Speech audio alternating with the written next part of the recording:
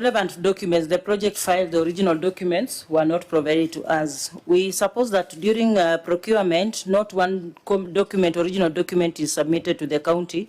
There are like 3 copies at least of the original documents. So minus the original documents, we could not be able to confirm the status. They have not been provided to us, Chair. OIG, this 219 million that you have cited, it was paid in which financial year? This financial year, 2024-2025. 2024-2025. Yeah, that figure, we got it from the bank statements, Chair. And yet the fire was in June 2024. Yes, Chair. So what is the relationship? Because if you made subsequent payments of 219 million after the fire, then you must have made them on the basis of some documentary evidence. Why is the fire becoming It is the tender documents that were burnt. But all the other documents, as I've mentioned, the payment vouchers, project subject file, project status reports are there. What burnt was the tender documents. You have cited tender documents, payment vouchers, project files, bid documents, financing agreement. So if you deduct tender document from that cocktail, do you have the rest of the documents? We have the subject files, Chair. But the tender documents, that one and the original vouchers, they are not there. They were banned. Governor, you see, the reason why we are saying we are not doing an audit today, what you ought to have demonstrated, because the auditor has listed the documents that were not provided. What stops you from saying, honorable members, I provided those documents, they are in Appendix 2? What stops? Sorry, again. Why didn't you just say that, honorable senators, we provided the invoices, less the tender documents, we have provided them to the Auditor General, and we have attached a copy in our written submissions as Appendix 2. Because how do we now confirm? How do we confirm that you gave them to the Auditor General without visibility of what you shared with the Auditor General? Chair, can I confirm to ensure those documents are here tomorrow?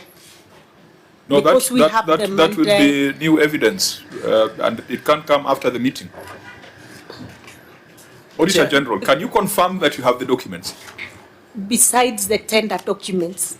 Yeah, with the exception of the tender documents. The information I have that is that the payment vouchers, project subject file and project status report and the agreement document between national and county government were provided to the auditor. OIG?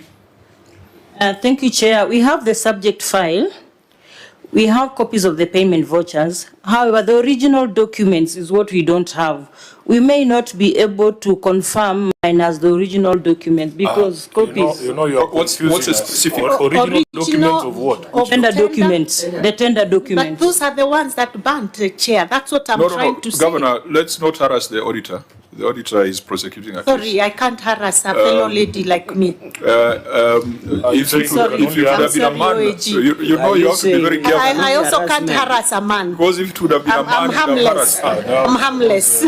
but Sifuna was peaceful. Now you have aroused him. I don't know if that is the correct word. Chair, you're now getting even into more problems. I'm sure English is a problem. You have roused him. You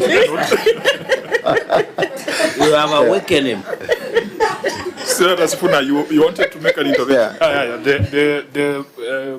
I just wanted to give the auditor guidance. When you use the word document and we are confused as to which document, you don't have what you have. You just say, we have original copies of the payment vouchers, the project files, bid documents. What original document don't you have? If it is the tender documents, the governor is saying they were banned in, which is, we've been told that people in that region don't do maandamano. It's very surprising that there was maandamano. I don't know what was going on. Chair, so that is the guidance I want to give her. Chair. Okay. Looking at the audit query, the OAG is very specific that management indicated that the tender documents had been banned during demonstrations. What I expected from the governor is an initiative to show that if these tender documents were banned, for example, that they should have provided a report to the police station, probably an OB, the indication of reconstruction of these tender documents. Number 3, her due diligence to ensure that the fact that the tender documents had been banned in Embu town, there has been a proof or a demonstration to ensure that that thing is realized. Because, Chair, even when Kitui Finance Department, I think it was Nyamira County Assembly was banned, the DCI was able to reconstruct the documents until the entire process was completed. In any case, Governor, I thought these tender documents come in triplicate, for example, where the governor retains, or the entity county government, the contractor, and I think there are normally 3. So the issue of availing of the original tender document should not be an issue. So, Governor, can you provide with us the indication and demonstration that you tried to reconstruct this issue of tender documents, and whether it was recorded anywhere in any investigations within the police? And finally, Chair, you should also indicate to us, you are one of the counties that is almost completing this KIPES project. So many governors who have appeared before us, some are pro or against, some others indicate that they were rushed to it, others say they have heartedly supported it. What is the economic value to the great people of Embu County? I yield back, Chair. That will be my 2 questions. Okay, before you respond, Senator Mundigi. Okay, Chairperson, siungi gavana mkono, lakini mnajua hata Senate. Bwana speaking Chairperson, mimi mwenyewe wakati you are not supporting her now, or yes, global? I'm not supporting the governor, but I want to make a comment about this. About how was happened. Wakati moto iliingia katika maandamano ikachoma ile county office, mimi mwenyewe niandika statement na nikaleta kwa Senate na nikasema security pia team iende ifanye upelelezi, na hapo tutunde hajaenda kuangalia ile nyumba. Kwa hivyo nikusema ukweli, nikiwa senator wa Embu County, ati nyumba ilichomeka na ikachoma document zote. Ofisi ya county ikachomeka wakati wa maandamano. Wewe unakuwa maandamano, Embu ilikuwako kali sana. Kwa hivyo hata sasa wakati niandika statement nikasoma, nikakuja Senate nikaleta document, lakini hata Senate yenyewe haikuchukua jukumu ya kwenda kuangalia vile ilifanyika Embu. Kwa hivyo upande mwingine na accuse senators, hata committee yenu wasema kwenda kuangalia. Ya pili, mambo ya document, mambo ya wacha Senator Mundigi amalize, wacha amalize. Hiyo industrial park, industrial park ya Embu County, industrial park ya Embu County iko around 85 to 90% kuisha. Problem ni document, lakini natoa ushuhuda ati ofisi ilishomeka. Chair, maybe I can respond to the issues raised. Yeah, we'll give you the opportunity. Mwenyekiti, yes. Ingekuwa vyema kama senator wa Embu angetuambia ni kamati gani ilitakana kwenda kufanya uchunguzi, kwa sababu kusema kamati hii haikuenda kuangalia, sisi kamati ya public accounts hatuko na mambo kama hiyo. Hatuna uwezo wa kuzima moto. Correct.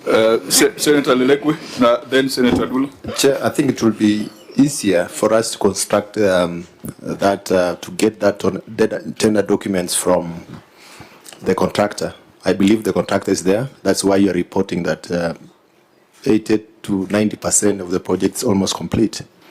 So we can be able to get that document from the contractor. Chair, actually, in our meeting as we were going through this report with the team, I did actually tell them that it is possible to reconstruct that tender document by talking to the contractor, because they must have a copy of the tender document. Governor, so, that dawned on you just this week? When we went through it, because I had hoped that they had reconstructed, but they hadn't. Yeah, because, we had agreed quite a while back. Because you see the danger, you are paid to 19 million in that year without a tender document as a point of reference. So the reconstruction is not something that it should not have been a eureka moment just this week.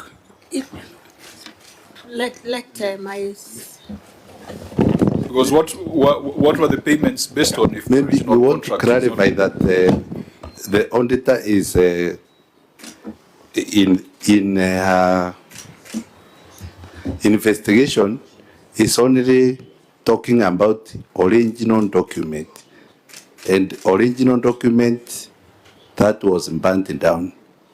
But there is a copy document, and that is the document that we are able to process even those payments and also keep records. The contractor also has a copy of what he submitted, the winning contractor. But to get the original document as the auditor is requesting, that is, that's the difference. I think we get the point. Senator Dula? Chair, I think the matter has been clarified.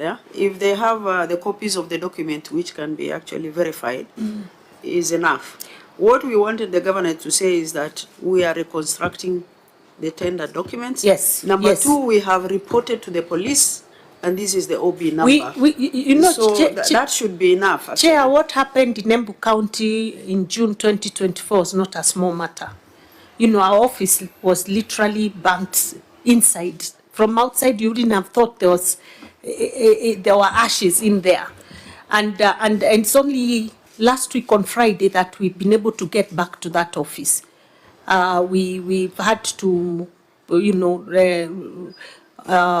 renovate, or is it rebuild the inside slowly because of it also caught us at a time when we did not have money.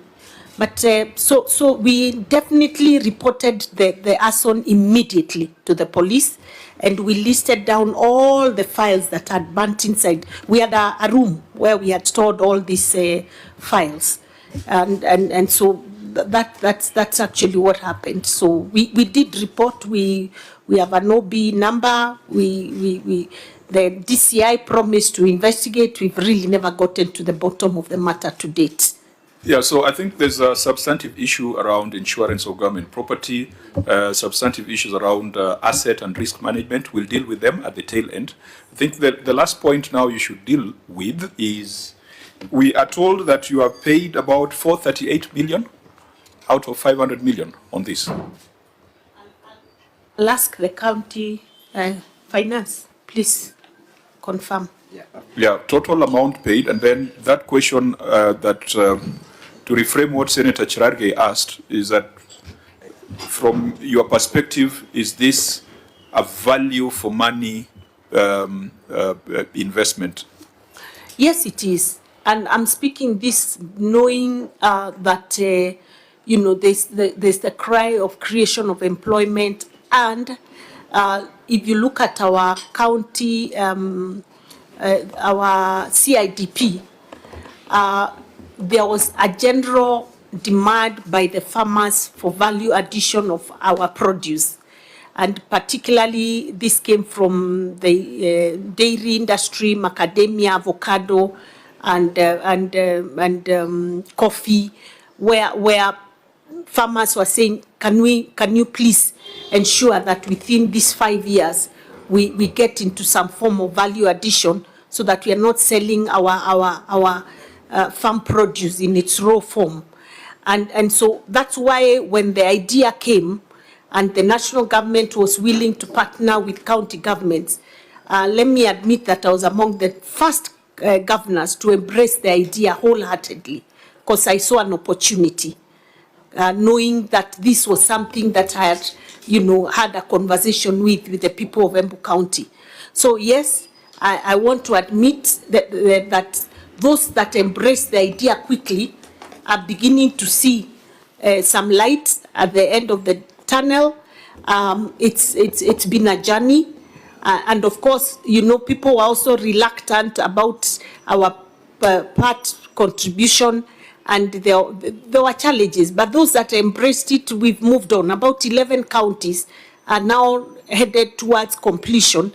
And the beauty with it is that the national government has also decided that they will run with these 11 counties, so that at least they make sure we operationalize, so that there can be seen to be some real output and real impact with the first 11 counties as the others continue to implement theirs. I know there's some money also that has been provided for the other counties that are not yet received their 250 from national government. So yes, there's value for money, I can say that. You are now on what percentage completion? As we are at 88%. And actually we should have completed, it's just does that tie with the amounts paid? Because the amounts paid were putting you at almost 93%. That's why I wanted them to confirm, because to my understanding, I think we have less than that remaining.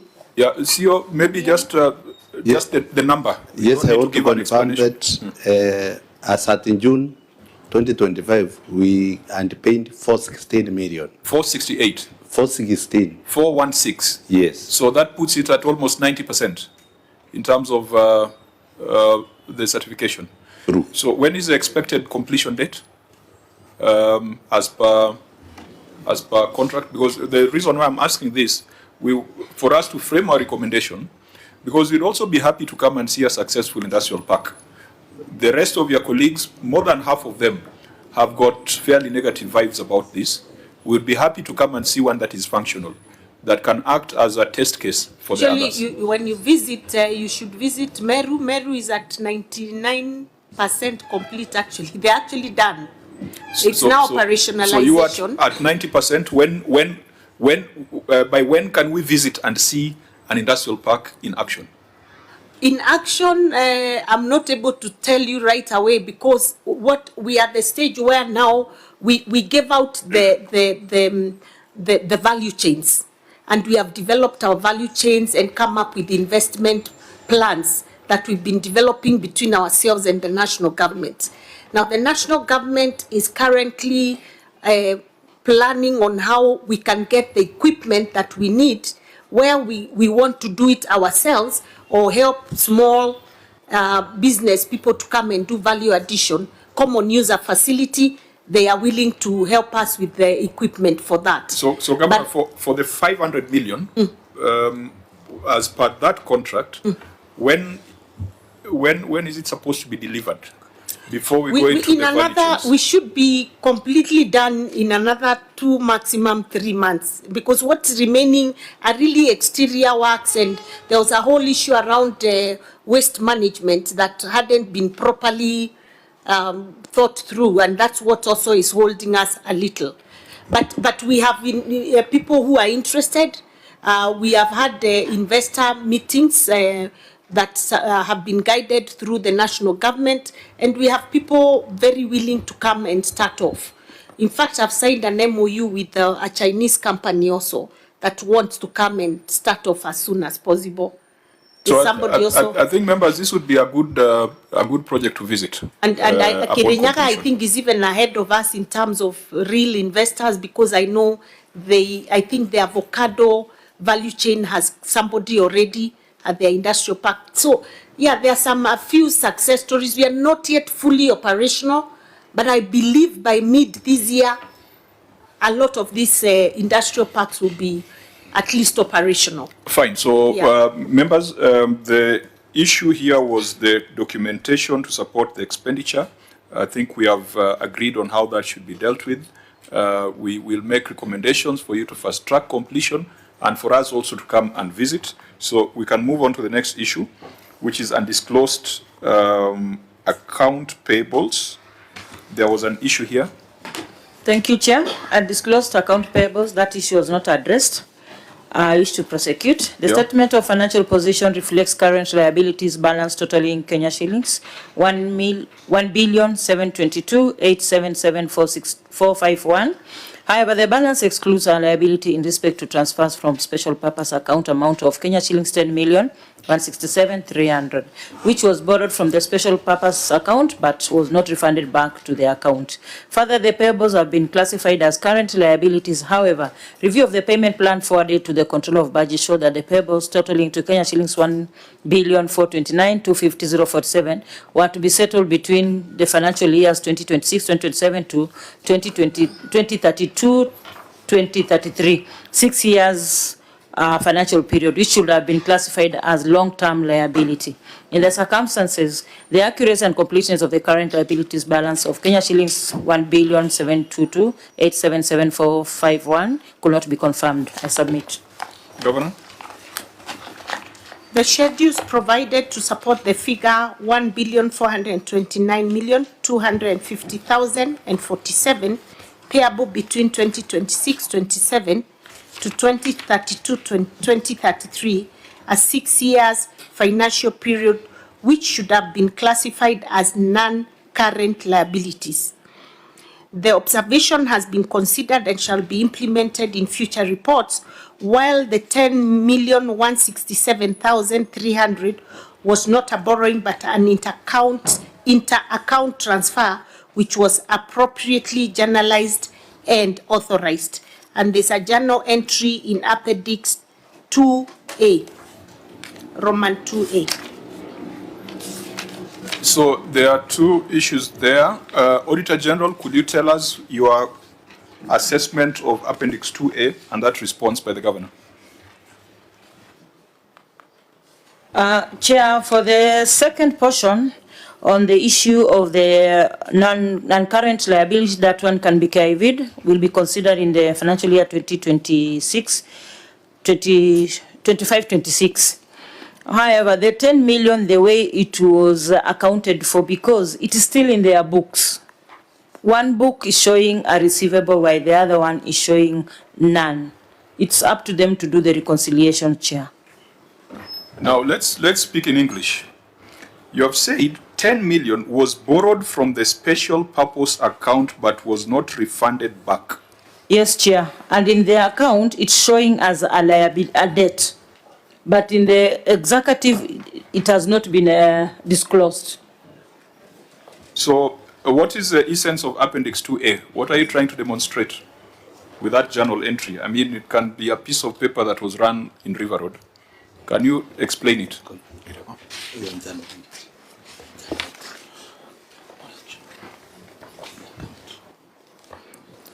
Thank you, Chair. Through the Governor. This was a transfer from one special purpose account to the recurrent account.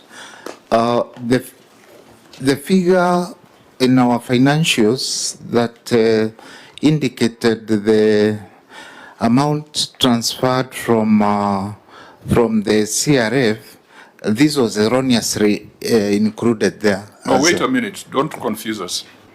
In this JV, you are debiting the KIPE account with 10.1 million, isn't it? Yes. And crediting your recurrent account with the same amount. Oh, yes. Where is the entry where you have credited the KIPE's account with a similar amount to confirm that the amount was refunded?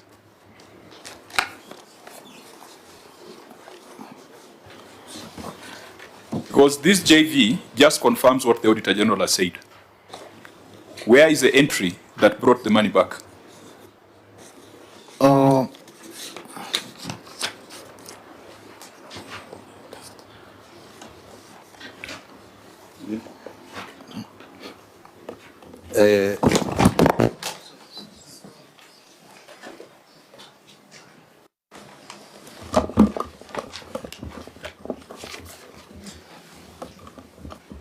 Chairman, what we are clarifying is we are dealing with the end of financial year, and we are saying that as that end of financial year, that inter borrowing was not refunded,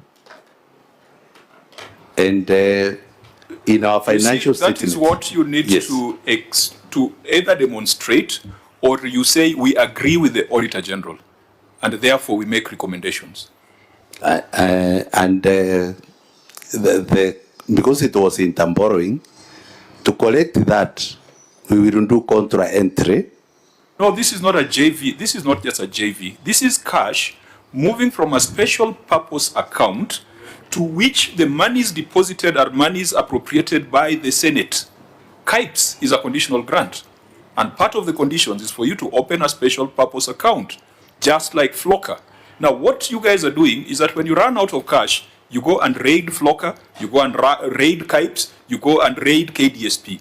And this is a classic example. And what will happen is, after we cross the year... Haven't I described the problem here? You have You are right. Is it legal? It is interest borrowing. That is part of cash management. No, it is not cash management. When we are approving money that goes to counties, KIPES is a specific column. And part of the conditions is that we shall open a special purpose account. And that special purpose account, you can't tell us that because you have run out of money for mandazis, let's go and pick from KIPES. We shall return on the day we have money for mandazis. It can't be like that. It can't be argued using account and speak. Governor, you see the folly here. If this was Flocker, you would have been suspended from the program. They've suspended Nyamira, they've suspended Kajiado, they've suspended Kakamega for this thing that you are casually describing as inter-account borrowing. Senator Adulo.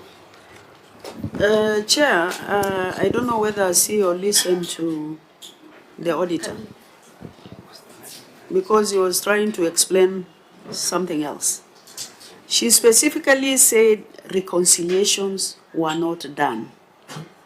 Maybe what we need to know from him, have they tried to reconcile those figures? Because she was specific when she said the county has not done reconciliation. But he's trying to explain borrowing from here, borrowing from there, and all that. Can he tell us what he has done as far as reconciliation, as the auditor said, is explained? Auditor? Thank you, Chair. This paragraph has two issues. The first, reconciliation on the issue of classifying the liabilities has been done into the non-current and the current liabilities. The second bit, which is the first paragraph here, the county borrowed 10 million from KIPE, which is a special purpose, specific project for utilizing that money. However, at the time of audit, this 10 million had not been refunded back to that special account. The borrowing itself, first of all, it was illegal because they ought to have gotten that money from the COB. So, can we address ourselves to that, Senator? I think, Chair, that is where the crux of the matter is. Governor, you have told us that your farmers are waiting for this industrial park. How can it be the way the chair has put it, that you can read that account to finance mandazi? That's the words that he has used. We didn't finance mandazi. That is quite simplistic. I was just borrowing the chair's mouth. Mandazi will pay with our pockets. You credited the Embu County recurrent account. Yeah. And when I was in the world of finance, JVs had narrations. So there's no narration on this. So it is upon us to make any conclusion for that kind of transfer. Proceed, Senator Sifuna.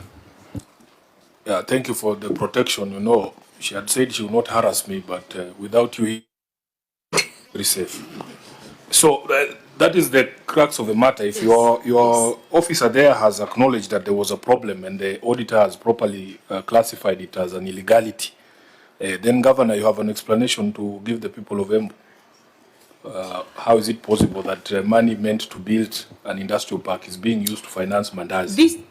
This money was actually retention money for the KIPE because it stayed within the SPA account. So we did not touch on the money meant to develop the KIPE.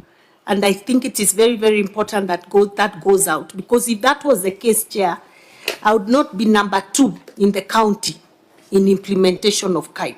If indeed we were... Governor, I hear you. I hear you. Yeah. You're a good politician. You are good in building the vision and painting the picture. But accounts, it is the numbers that matter. Movement of cash, it is what you debit and what you credit. So just pause a bit on the big picture. Let's first deal with the details. The auditor has called it an illegality. But the auditor has also said you should have refunded it. So even if you were to close our eyes to the illegality, was there an entry to refund the money? The finance officer says that there was plan to refund this money this There was a quarter. plan. It was supposed to be refunded. There was no way they were not going to refund, but they delayed the refunding but we are going to make sure it happens When was the immediately. JV raised, transferring the money? Can you explain? And I'm sure that you are referring to this.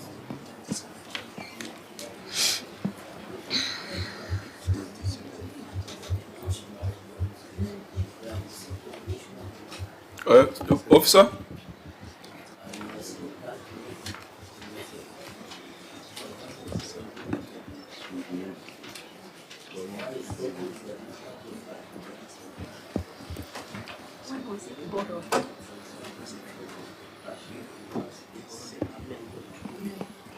Officer, I thought I'm seeing the date here. Why is it taking you long? This was the date for borrowing.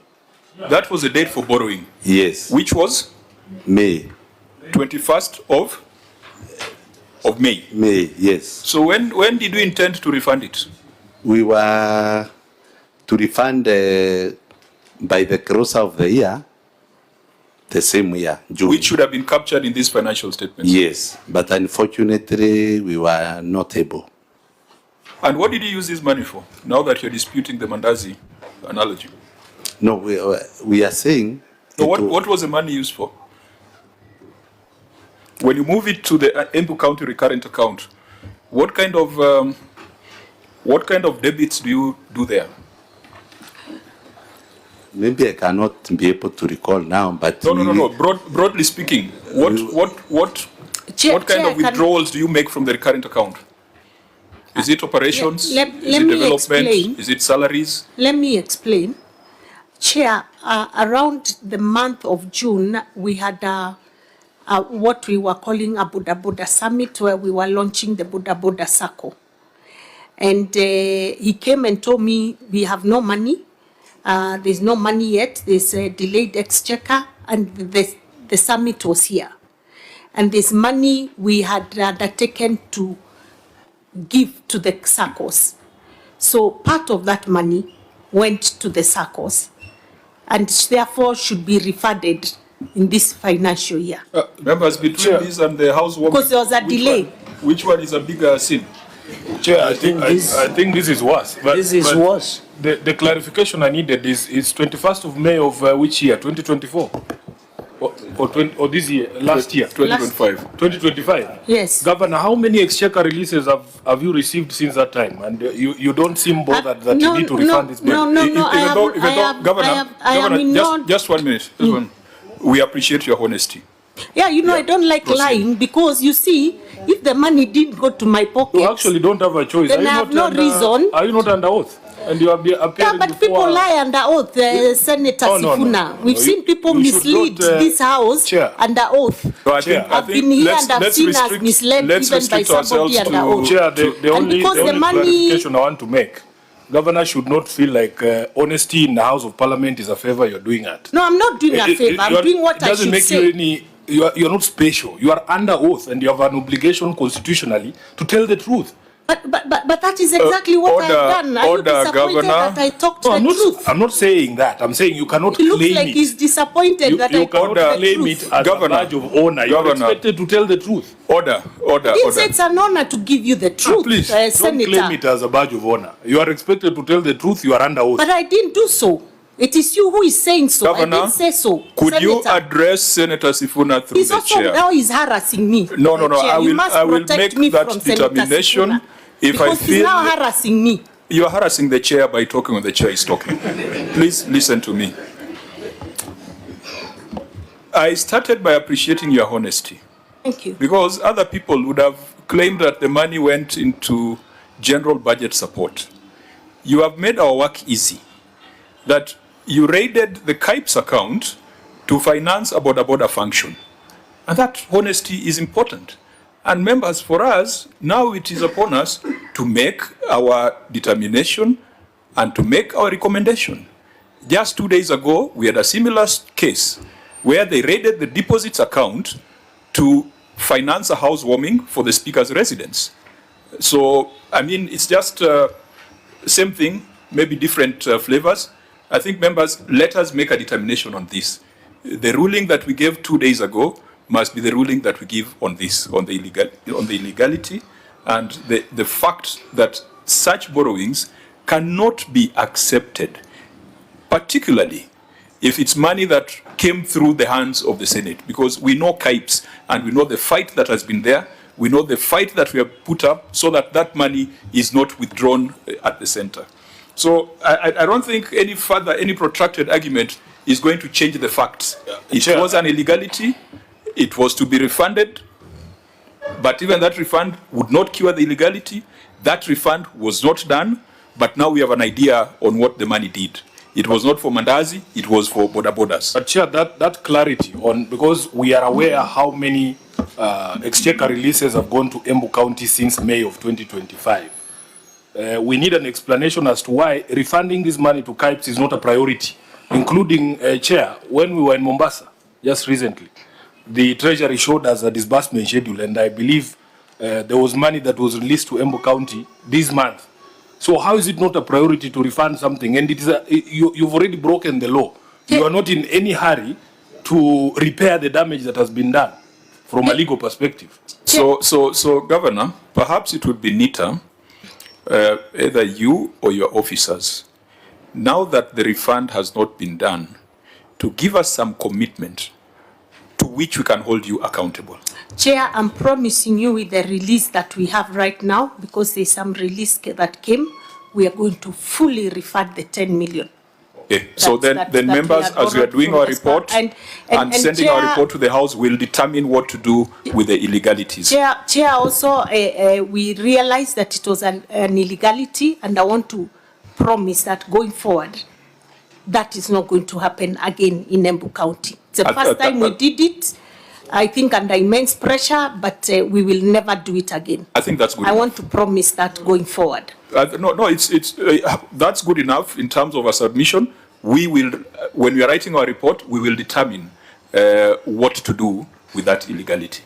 Chair, there is a difference between somebody who breaks the law, not knowing that they are breaking the law, but somebody who knows this is illegal and they go and do it, and then they come and tell us here stories about honesty. Those ones must be subjected to even more severe punishment than the people who do break the law out of ignorance of the law. These are those criminals who know they are breaking the law. These ones, remember. The power is in our hands. They say the law is no excuse. The power is in our hands, honorable senators, and that is why I said today we are not doing an audit. Today we are establishing the facts so that we can recommend the action that must be taken. Senator Mundigi. Yeah. Yangu ni kusema mnajua saini saa 7 ni wakati wa njaa imeingia. Sasa rafiki yangu ako juu, gavana ako juu. Mimi naomba dialogue. Mimi siko juu. Sawa. Mimi naomba dialogue kwa sababu gavana wamekubali pesa ilitumika na ni makosa imepatikana.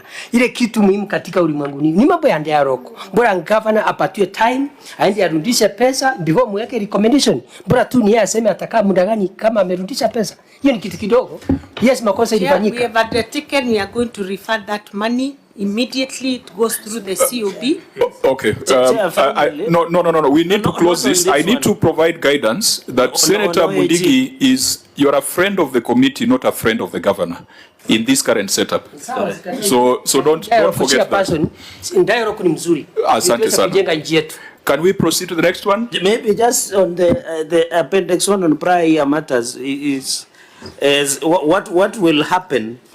Maybe the OAG can guide us. How do we track now that the governor has given a commitment that the 10 million will be returned? Yes. And I'm surprised by the gentleman who said this cash management. You know, unless I need to know what is the qualification of that gentleman. And secondly, can you direct that the OAG maybe in the next 90 days to give us feedback whether this money has been taken back to special purpose account?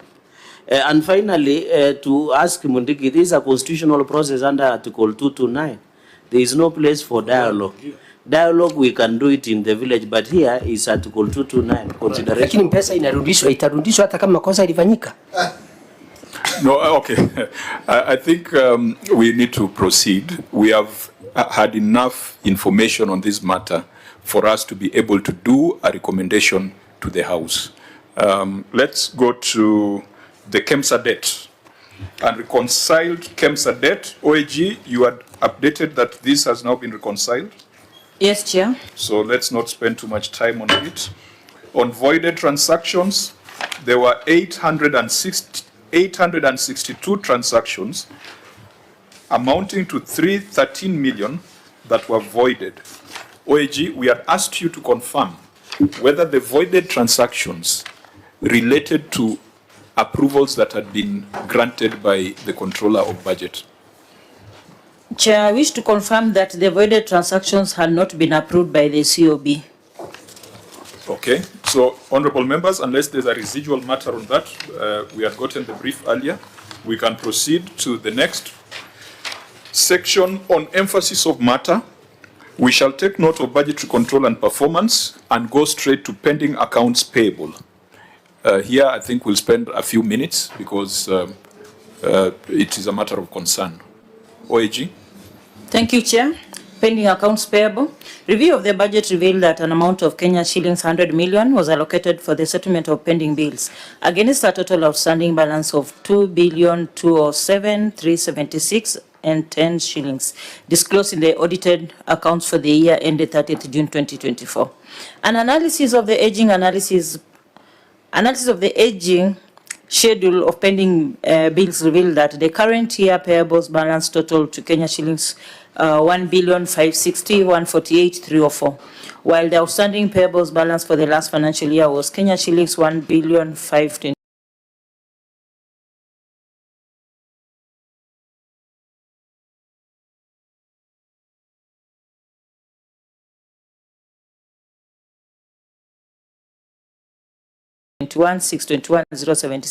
This represents 38,527,228 or 3% increase in the pending bills from the financial year 2023-2024. Further audit review of the payable schedules revealed that as at the end of the third quarter of the financial year, the outstanding balance of the accounts payable was Kenya shillings 1,748,082,570. This indicates that the payables were not settled as first charge on the budget. Failure to settle bills during the year in which they relate distorts the financial statements and adversely affects the budgetary provisions for the subsequent year to which they have to be charged. I submit. Governor, your response? The management has endeavored to settle the accounts payable through budget 23 being paid out in the year under review.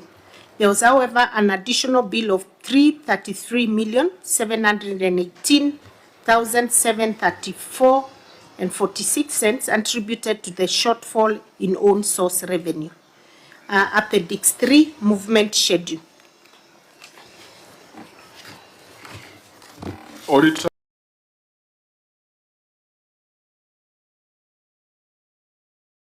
What's your opinion? Chair, we have two issues here. We wish to confirm with the COB if at all this the amount that was also they have also captured in their books as outstanding bills for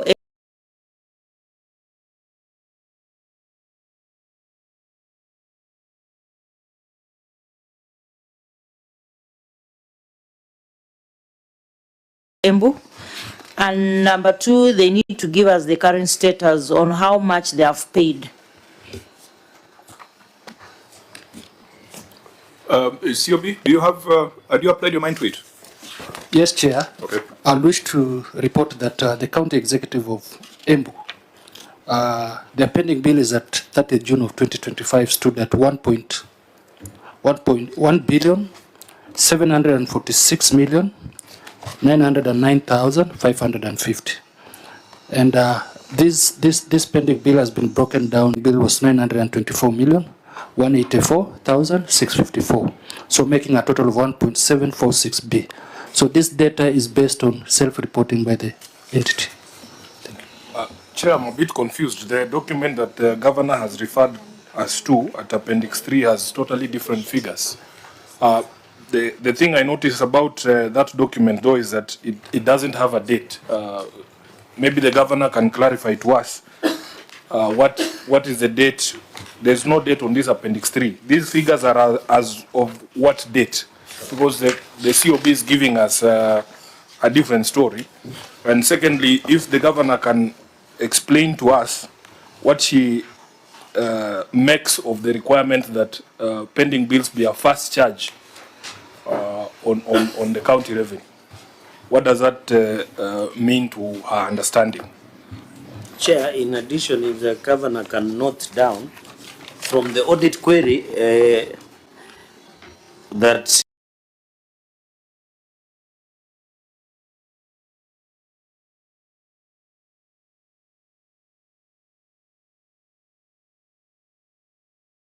is here is that 2.2 billion, but 2.2 billion was the pending bill in the years under review. I've seen the budget revealed that an amount of 100 million had been allocated to pay yearly. So looking at even 1.7 billion that COB has alluded to, it will, if you allocate 100 million per budget, that payment of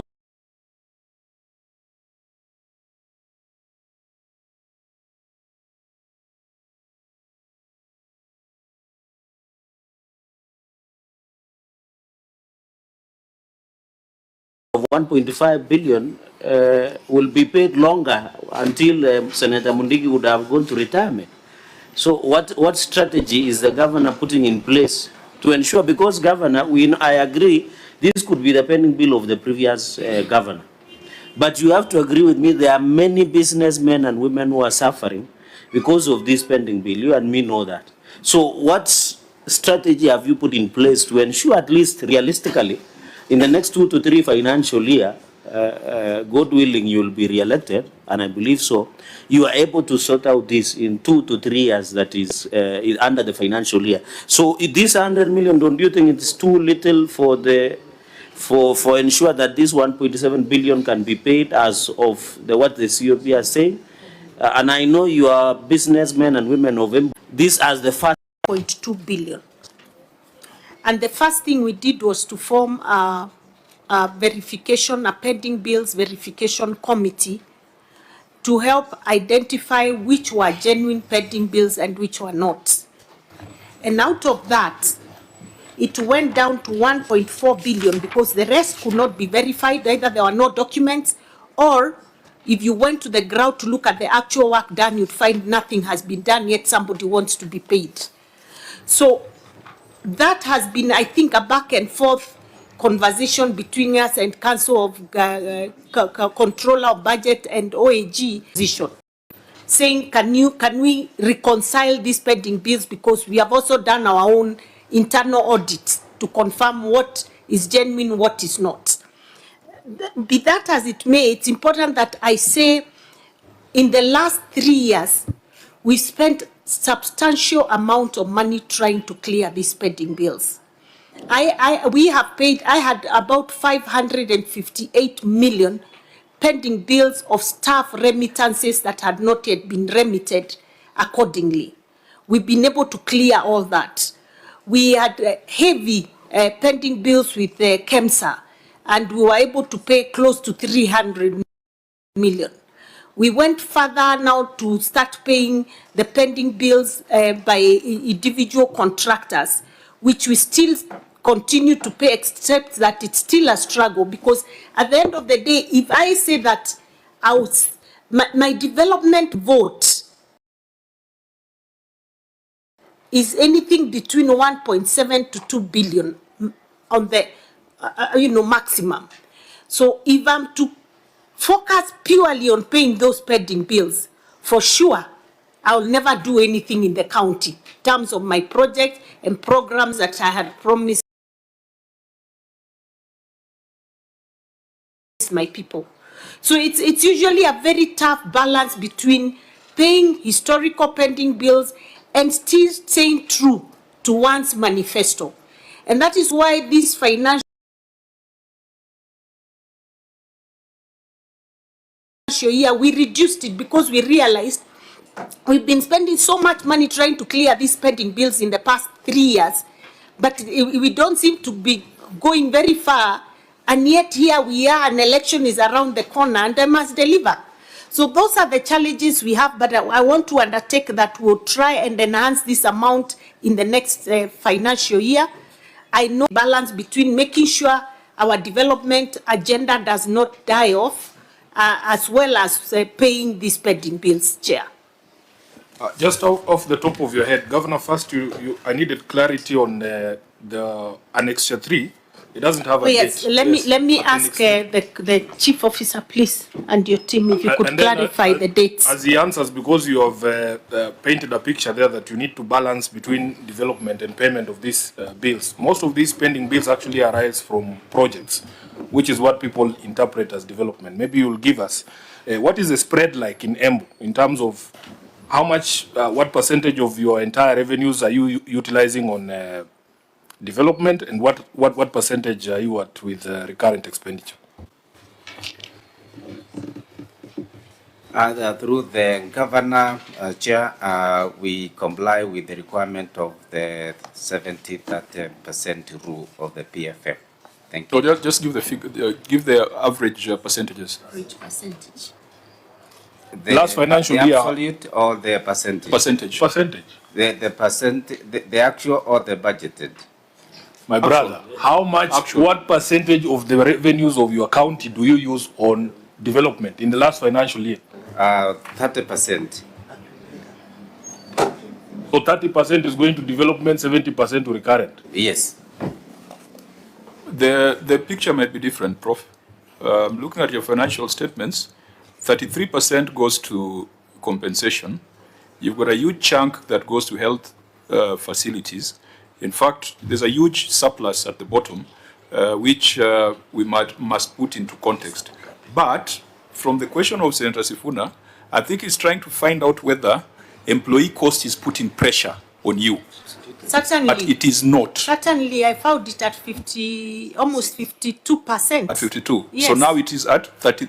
Is 33 the correct? If you say, I mean, you know, it's still there because you can't go sacking people. No. Let's get the exact percentage, because the numbers here indicate 33.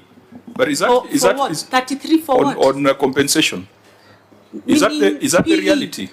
PE, you mean? Yes. When you say compensation? Yes, compensation of employees. Your financial statements here. It is not that. No. We have a huge wage bill that has been there since I came in. Now, what is the percentage? Give us that 52% thereabout is where we are. But you see, Governor, it must be supported by the numbers you have here in your financial statements. When we are getting our brief from the Auditor General, we reflected on it. Your total revenue is 5.3 billion. Your employee cost is 1.78 billion. That is 33%. And Chair, in addition to what you are... that's not right. Maybe these are your numbers. Let me clarify. Let the Chief Officer the first thing to clarify is this Appendix 3 is a send-you of a movement of payables as per what was queried by the auditor, and this pending bills that belong to our suppliers.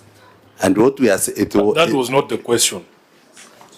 As at what point? Those figures are as at what date? You are as at 30th June 2025. You are an accounting professional. How can you put out a movement of pending bills without a date? It is as at 30th June 2025 as per the narration. So the COB's figures are wrong, or your figures are wrong? I think what the Senator's frustration is a clerical error on your side. You have this Appendix 3. I want to clarify the difference between COB. Wait a minute. You have this Appendix 3 where none of the columns, none of the rows has a year or a date. It's, I hope you have seen what the problem is. Okay, yeah. It is an omission on your side. On date. And I think you just need to accept and move on instead of trying to explain. Accepted. Okay, proceed. The other issue is... Chair, interestingly, what is the qualification of this gentleman who is here with us, and how long has he been serving in Embu? Because he wants to allow us to be on a wild goose chase in every question. Who is he? Can he just introduce ourselves properly so that we handle him at that level? Okay. And give us ISPAC number so that the goodness is we have a representative of ISPAC here. Because every question he asked, this guy should be a very good politician because he dodges every question. He avoids every question. I hope you're not referring to yourself. No, I'm not referring to myself. I'm saying he has a tendencies of some politicians, which I'm not included. Now, I think I have a duty to protect the witnesses, but it is not an unfair question for the senator to ask who is this person addressing us. I think we are done introductions. Maybe just reintroduce yourself for that comfort. I'm a qualified certified public accountant, and we ISPAC number 9050, and I have my FERA certified accountant. No, talk about yourself. Leave others out of this. And fine. So you're a member of ISPAC. ISPAC is here, so they will take a decision on whether these clerical errors are indicative of professional negligence. But I think let's proceed. Let's go beyond the gentleman. So the other clarification, Chair, was those figures between what we have reported as a schedule. Here we were responding to the query of the auditor, and these were the suppliers. That is what was queried, and we also note the COMB report on global figure, which includes other liabilities or other payables like not statutory staff deductions. So that is why the differences were there. We were responding to what was queried. Are you also able to address the issue of the percentages? No. Let COB, you want to respond to that first before you go to percentages? COB, thank you, Chair. I'm just having a problem with the numbers, because if I look at the governor's response on the amount of pending bill they have settled, it is substantially differs from what has been reported to the COB. I agree with you, Gashanja. The numbers don't tie. Even if you look at Note 32B, Note 32B, which should be the authority in your financial statements on these movements and on the actuals, the numbers don't tie. Isn't it in Note 32B that you have explained trade and other payables? Isn't that where you are supposed to find the pending bills? Yes, Chair. And if you look at the numbers there, they don't tie to any of the numbers that the governor has read. No. And so at the end of this, we'll put the question, what was your actual pending bills as at the close of that financial year? Because the COB has a different number, you have a different number, the financial statements have a different number, the budget also had a different number. So, Chair, we will undertake to reconcile those documents. We will undertake to reconcile those documents. No, there must be a reason why they're not trying. You as an accountant, no, there was this financial statement. The only explanation is timing difference, because you could see there were some processes we made after the year closed. Because of that window that we are usually given by the Treasury. So and that is why you didn't put a date on this document, so that you can give us that clever explanation. Because we are talking about the close of a financial year, which is a definite date. The same date that the COB is using, the same date that is in the financial statements.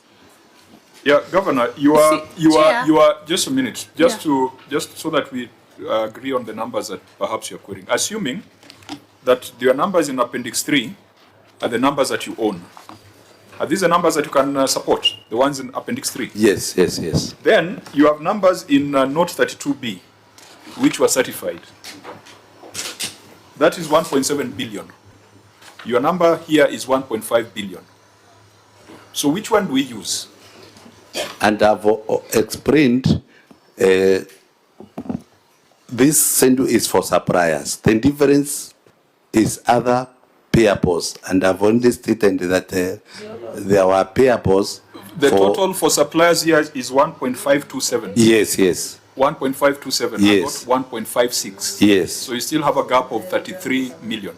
Also, Chair, variance. See even the confusion, Governor.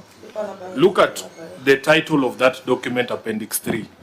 You have not made that distinction that this is only for suppliers. You have said summary analysis of pending bills movement, which in my layman's understanding, I'm not an accountant, is a summary of all pending bills. We have indicated it is suppliers, and we were responding to the auditor's query. Look at the top there after Embu County government. Can you read it for us, unless... It is the title. What is it saying? As per the auditor's Just query. read the title. Summary analysis of pending bills movement for suppliers. My friend, you are going to cause yourself problems, and you are going to misuse our time.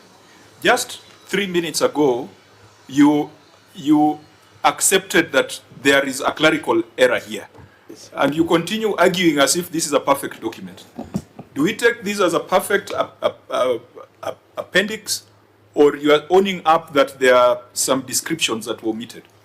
Because that's Sifuna's frustration. Okay, some descriptions not correct. Yes, so you don't be defensive when your own document has a clerical error. Ispak, you wanted to say something? Yeah, Chairman, I saw the line he was taking that it will open even more queries, because the schedule that has been given here, if you compare with that, the financials on page 2, then we are having a figure of 15,521, which is captured here as opening.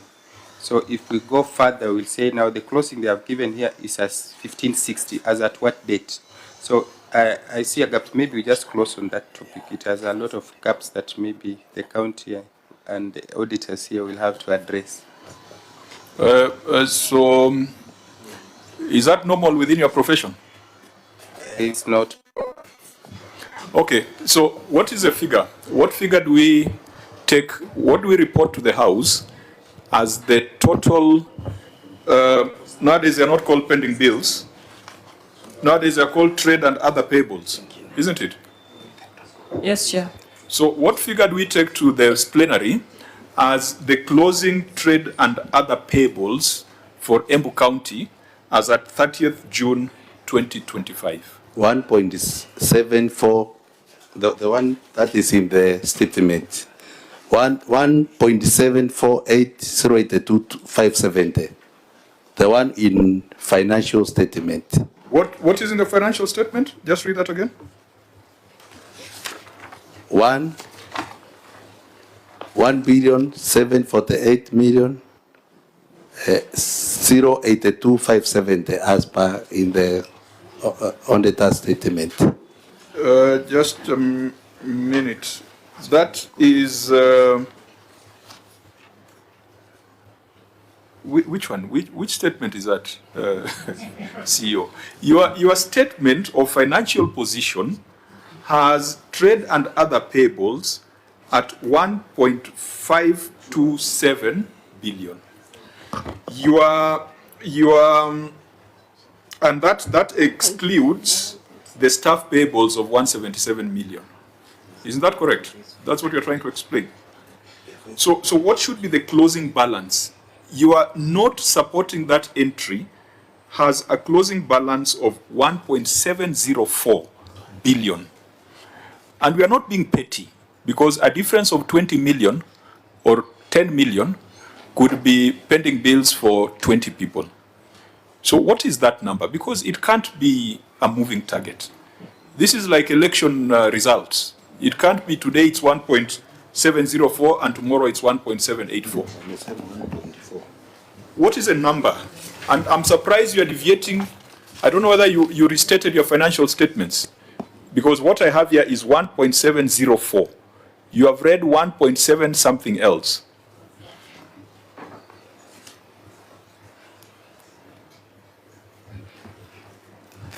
We can confirm that the auditor has read 1.746. Auditor, where did you get 1.746 from? And ours was 1.748. Where is your, when you say yours, where is it? Which entry, which page is it on the financial statement? Because we are looking at the auditor's report on your financial statements. Auditor, where does your number come from, if it didn't come from here? Chair, our figure is 1,748,082,570. The 1,446 is for COB. So your figure, where does it come from? Financial statements. Where? Which one? Which entry? Because I'm looking at trade and other payables.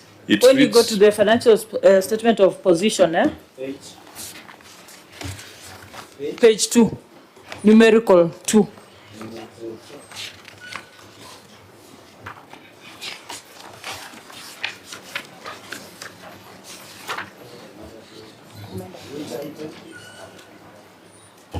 We have 3 items there: the trade and other payables, and refundable deposits and prepayments. If you add those two, should give you 1748,082,570. sorry, which one do you add? The trade and other payables, that is not number 32, 1564, 615, 483, plus refundable deposits 15 what? 1,564,615,483. 483. Then we have different financial statements. We have different numbers. Chair, Here is 1.527. 27 and 1.521. So we have to. Are we looking at the same? Because this is a financial statement that was attached to the report of the Auditor General. Maybe. Kindly, we are trying to get into our system, but our VPN is not working, so we are working off. But our clerk can give you the soft copy. Can you send them? Okay, fine. Members, I think Chair, there is a question Governor did not answer about the strategy in place to offset this pending bill. Yeah, actually, that was the next question. That the auditor was saying you had provision 100 million every year. Every year. So it would take you 20 years to hear this. We can look at that because we were asked to share a plan of clearing of pending bills, which we did some time back. But we can review that in the next budget and see how much more we are able to bring in to pay the pending bills, Chair. But I may not be able to give a certain figure right now. But the budget was 100 million. Yes, we had put 100 this financial year, but previously we've been putting larger sums of money, Chair. Senator Chair, I just wanted our clerks to, if it is possible, to retrieve the motion that was passed by the Senate on pending bills. There was, I think, a requirement and a deadline for payment of pending bills up to 1 billion Kenya shillings. Up to? 1 billion. 1 billion shillings. There was a deadline that was imposed by the Senate. I hope Kina Malcolm can get it.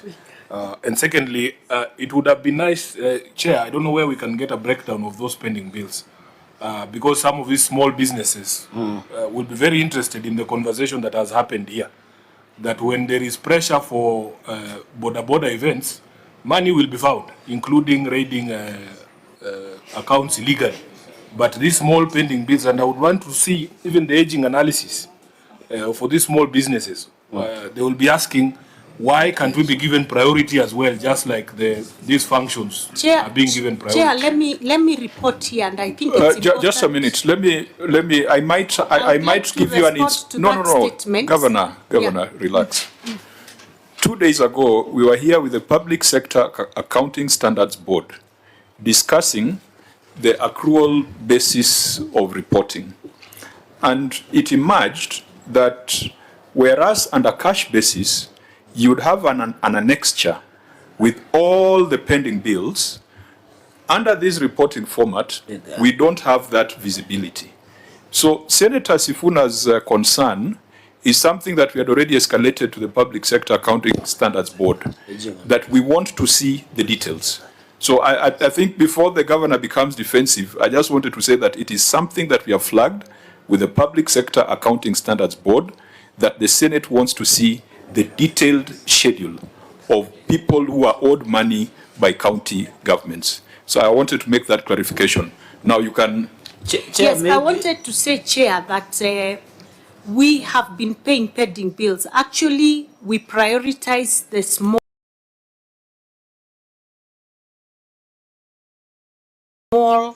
because it was easier to deal with the small pending bills than the huge ones. And we in fact, in the task force report, the report of the pending bills verification task force, they did propose that we consider, paying by way of age and also the amounts. And so they had said, try and clear these small ones first so that you have less in terms of the long list that was there. And that's what we've been trying to do, to make sure at least we pay as many as we can, and then making sure within our own term we avoid those pending bills altogether. And so we've been very clear and making sure that we pay up what needs to be paid up by and giving it all the priority. No, Chair, just clarity. I want to just on a closure, because this 1.7 billion, maybe since this standards board we cannot have a view, would it be not also, if we get the aging analysis of this pending bill so that it makes our work easier when we are doing the report writing to include recommendation. Finally, I've heard the governor alluding to the verification pending bills committee. Chair, I would want to know, because we have had COB are saying 1.7 billion. I've looked at the financial statements, although the OAG is consulting of 1.5 billion. I would want to know whether in that report, although the governor has not attached here, in that report of the pending bills of 1.7 billion, is there pending bills that were legible or ineligible, or do they agree with what the financial statements are provided? And finally, who are these that were doing verification pending committee? Because we are aware there was a decision in Kitale Court where the power of verification of these pending bills, or now it's called trade and trade and other payables, it was ruled that the Office of the Auditor General is the only one with the powers to do verification of this pending bill. So I don't know whether you have come around with your county attorney, but we've had this conversation in IBEC so many times that although the Auditor General did come up with a report of pending bills across the counties, many counties had concerns about some of those pending bills, because in our case we visited project by project, one by one. So where there's nothing to pay for, why are you telling me that I should pay if I can't see it on the ground? Those were the issues we've been raising. And maybe this committee might help us really unravel this pending bills discussion, so that we know, do we do a second round where we go on the ground with them and confirm what we saw? Because then why am I paying for something that I have no proof of, or something where there's no document at all to support what it is you're paying for? So that has been a conversation many times, but we have never really gotten to the bottom of it. And perhaps this committee should consider, taking some action along, so that we have some convergence of mind in relation to what really is a pending bill and what can a county pay for. Governor, technically, this matter was brought to a close this financial year. When you move to accrual, you are to define your liabilities. And in your financial statement, I can see you have assumed your liability in lieu of trade payables to be 1.722, or whichever figure it is, because we are not agreeing on the figures. What I'm trying to say is that by the time these accountants put that amount as a liability in your balance sheet, ideally you cannot run away from it. Ispak, am I on the right track? To show of it, because let me give you an example, Chair. No, just a minute. Let's get because this year we are looking at balance sheet. We have not looked at the balance sheet for the last 10 years. Now your accountants have introduced 1.7 billion with those small differences in your balance sheet. Technically and legally, it becomes a liability. Yes, Chairman, it is indeed, and that's why the accountants are given some time so that they can be able to review their financials up to 30th August. So when now it comes to this issuance of certificate, we take it as it is, that they have gone through the verification process and certified that this is the true position. So technically, the matter is resolved that even if the governor wants to do another verification, she'll be verifying the competence of her accountants. Basically, that is the position, Chairman. That is where we are this financial year. In the past, we could talk about these things, but now that you have gone accrual, what you have put in your balance sheet as a liability, you must live with it. Chair, I understand the dilemma that the governor is in, and we have had these conversations with your colleagues from across the other counties on this verification process. And the advice we've given previously is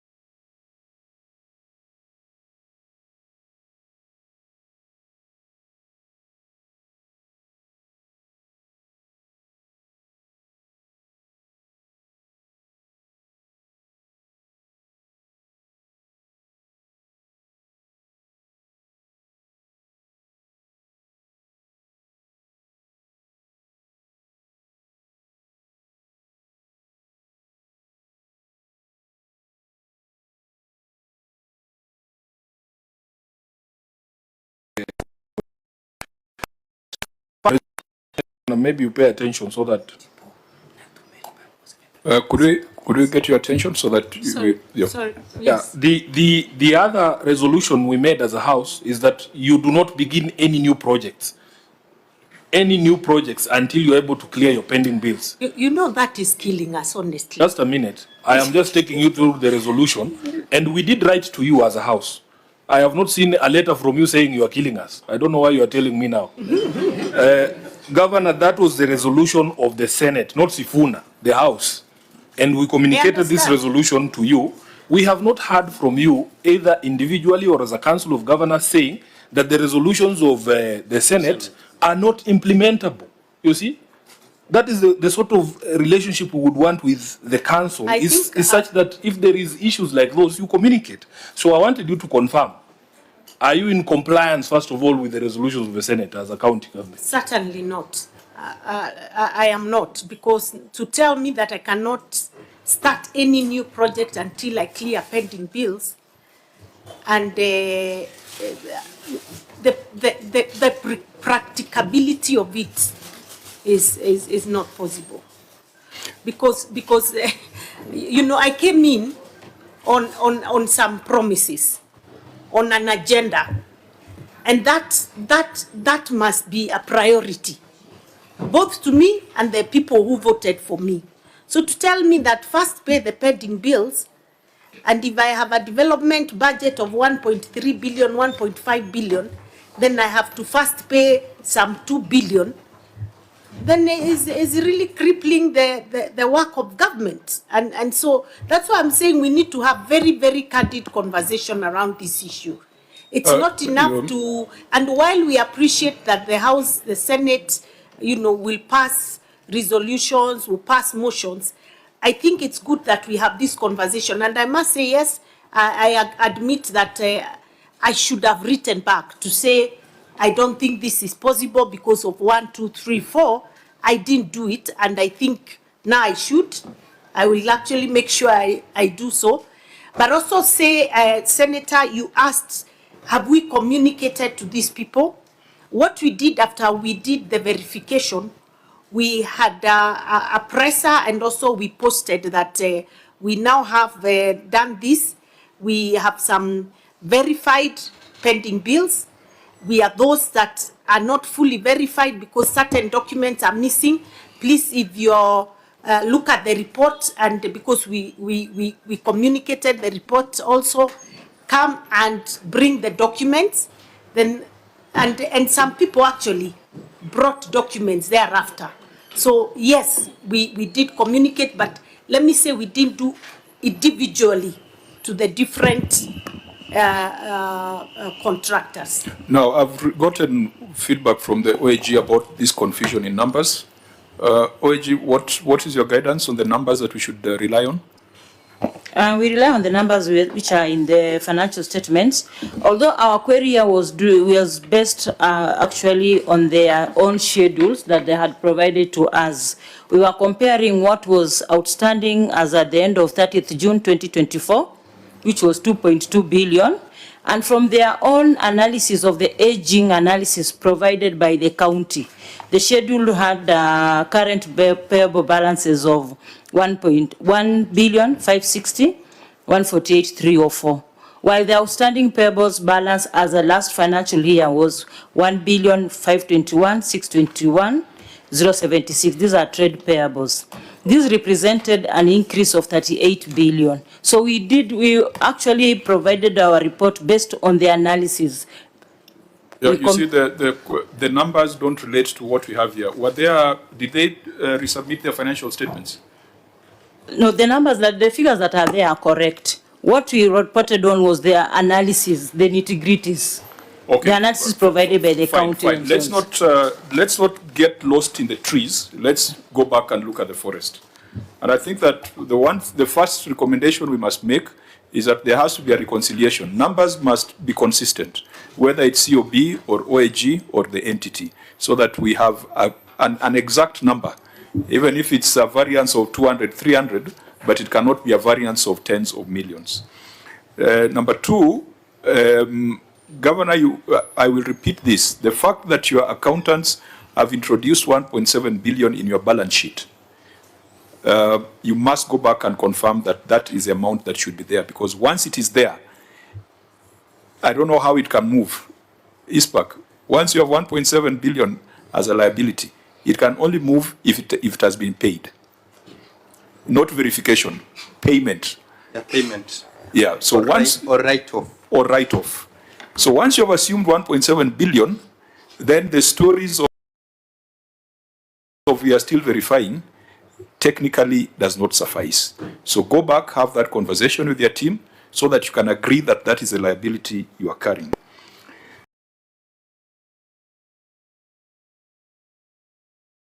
Thirdly, compliance with the resolution of the Senate. We are going to make a similar recommendation, and within 60 days, we'll require you to do what Senator Sifuna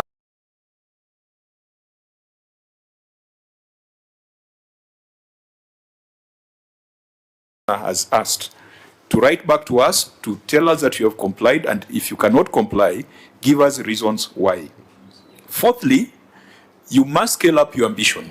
And I think you have also agreed that 100 million a year might not resolve this problem. So we'll leave that to you in your supplementary, your budgeting, your county assembly, because you had said you have your priorities and your programs as a governor. But those priorities and programs must also be consistent with the law that requires spending bills to be a fast charge, that requires staff payables to be settled, that requires retentions. And to close it, I want Senator Mundigi maybe to point us to what we have left out. Asante Chairperson. Senate kulingana na sheria inasema pending bill yote ilipwe. Nakumbuka hiyo tulikuwa tunang'ang'ana naye. Lakini hiyo ndio uliona sisi county zile 14 wakati tulikuwa nasema mtuongezee pesa. Embu iko na 4 sub counties moja.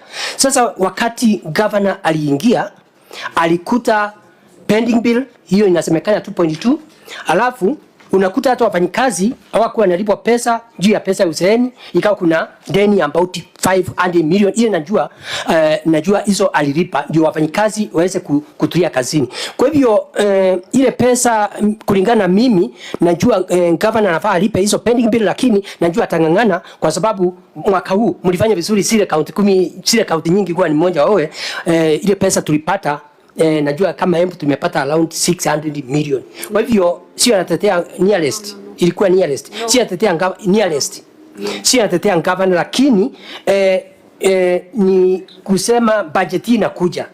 chairperson, mpaka counties zile kidogo iweze kupatiwa pesa nyingi, ndio iweze kumaliza pending bill, ndio tuweze kuendelea na mambo ya development. Kwa sababu counties zingine zinaumia.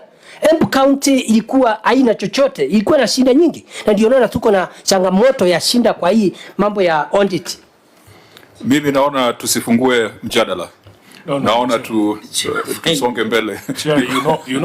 Mundigi is reminding us of the things we have done to help these county governors to be able to deal with these issues. In fact, part of the explanation we got from the so-called smaller counties was that they would ensure, in fact, the debate was how do we ring fence this additional money so that the people of these small counties can actually benefit, so that we don't end up, again, you have added extra money, instead of us paying pending bills, we are hiring new staff and adding to the wage bill.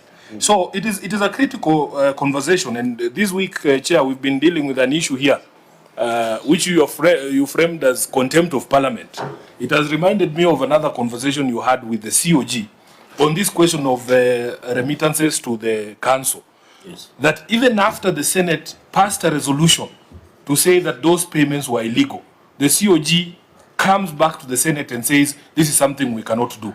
I think this is the second time that the COG is telling us that we sat as a Senate to pass resolutions in our own wisdom. We thought that this is something that is supposed to help unclog the problems at the grassroots, especially with pending bills.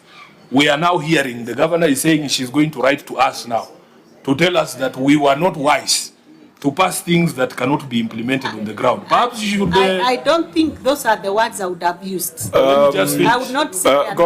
Governor, order. Let's have a conversation. I don't want an exchange. Yes. Yeah, let me just finish, Governor. You know, you are now interrupting my thought process. But the point I was making is, Chair, perhaps we need to trade places. You know, some of our colleagues here want to be governors.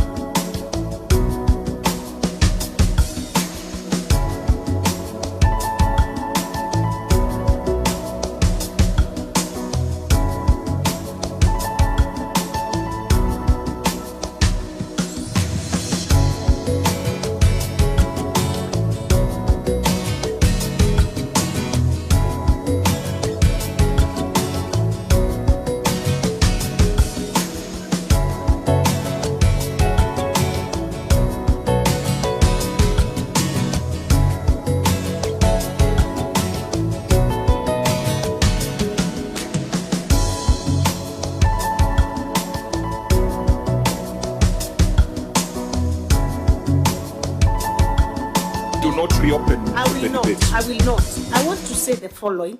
Chair, first of all, I hold the Senate with high regard because I have been a parliamentarian. And so the last person who would use some demeaning words to such a honorable house would be me. So for me, Senator, I would never write a letter saying how unwise you are. I would probably use a different language to explain myself and my circumstance. But let me say this, and I want to give an example. I found a total of 85 projects health projects across the county that were at different levels of completion, mostly below 50%. We took up those projects. We have so far completed 32 complete. We have a budget this financial year where we are doing 29 to completion, and we intentionally decided that we would take up the entire project and make sure we complete it. So we allocated money to complete the 29. And out of the 29, currently 16 are ongoing. And so I would like to say that these are the struggles we've had. And sometimes you even find a particular project was really not necessary for that area because, you know, it's almost like building a dispensary for every village. But we still have decided, since they were done, started, and important for the people, let's complete them and operationalize them. Now, in the process of doing that, we are sorting pending bills, and we are even able to negotiate with the contractors who are in charge of some of those projects and telling them, continue, finish, as we try to look for money to pay whatever it is that is owed. So, and most of them have been completed through those negotiations and discussions.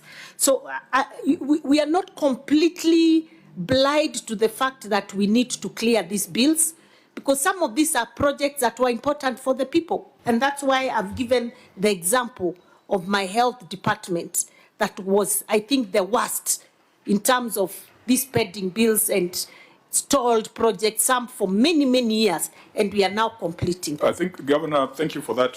When you come back for the implementation follow-up, you will give us that account, yes. And you'll also tell us which provisions of a resolution are implementable and which provisions cannot be implemented. And you know, that's parliamentary practice. Yes. When Parliament makes a resolution, it addresses it to the respective entities, and they have 60 to 90 days to write back. And if you find the resolution is not implementable, you have the duty, you have the space, you are allowed to write back to Parliament. So it's not something we are doing for the first time. That is parliamentary practice on resolutions, and we shall do that when you come back. So, honourable members, let's move. We've spent time on pending bills because it's a very, very huge amount, and it's a matter of great concern. Auditor, keep that in view, and clerks will frame our recommendations to ensure that there's accuracy in reporting. I want us to go to the next issue, which is still outstanding. Irregular extension of revenue collection and management automation system contract. Auditor General, you said some 3 million was paid via LPO number 66 and 76 without a formal recommendation from the Tender Evaluation Committee. Yes, Chair. Kindly, with your permission, on the pending bills, we disclosed the correct figure. When you look at our report on page 3, we have talked of the current, the liabilities with the correct one as per the financial statements.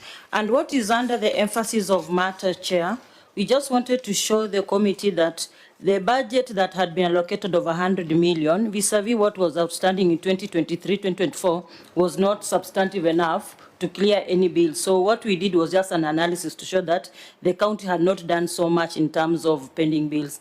Instead of the pending bills, the accounts payable reducing, they increased by 38 million. That is my clarification. Yeah, I think we have said that in many words. Okay. Now let's come to the software license. And then the software license, Chair, can I read the paragraph the way it is, or at this rate, we'll leave this place at 6. Okay. The key thing here is that they issued these 2 LPOs without formal recommendation from the Tender Evaluation Committee. Yes, Chair. The contract had expired on 6th of April 2023, so they extended it and paid the service provider 3 million via 2 LPOs, 66 and 76, without any evidence of approval from the committee, Tender Evaluation Just on Committee. that point, because I'm struggling to find a response to that in your written responses, I'm not seeing it. Was there a formal recommendation from the Tender Evaluation Committee to extend this contract? Through the Governor Chair, I would like to state as follows. Don't read the entire thing. I'm not reading. I'm trying to be very yes. I'll be very quick, Chair, with all due respect to the Chair. It is true, first of all, the contract expired, and at the time when the contract expired, there were issues of transfer handing over the system ownership and operation to the county government because we did not have the servers and the capability to manage it. What is being cited as an extension of contract is actually not really an extension of contract because the contract was for development. What faced with the Prof, sorry, let me. I don't like to stop professors in their tracks because you're the ones who teach us. I just want us to be specific to the matter. Yeah. In your view, there was no need for a recommendation from a tender evaluation committee. In my view, what we paid for was actually third-party costs that were being paid for us by the service provider. So third-party cost of hosting the system, Safaricom and telecoms, connectivities and all that. So there was really, it's like paying. Ordinarily would have been receiving that bill from the Safaricom and from hosting for us to be able to pay just like the way we pay Kenya Power. So in your view, it was not a contract extension? In my view, it was not a true contract extension. OAG, in your view? Chair, the contract had expired and they continued using the same service provider. Probably maybe we need a documentation from the service provider to prove to this committee that you offered services free of charge.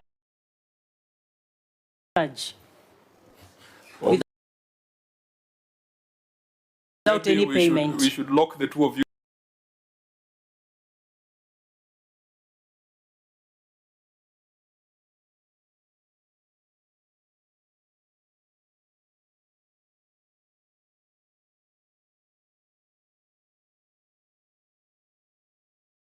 In a room until you agree on what the right interpretation ought to be. Chair, maybe I can just say something. When we came in, we found that the service provider was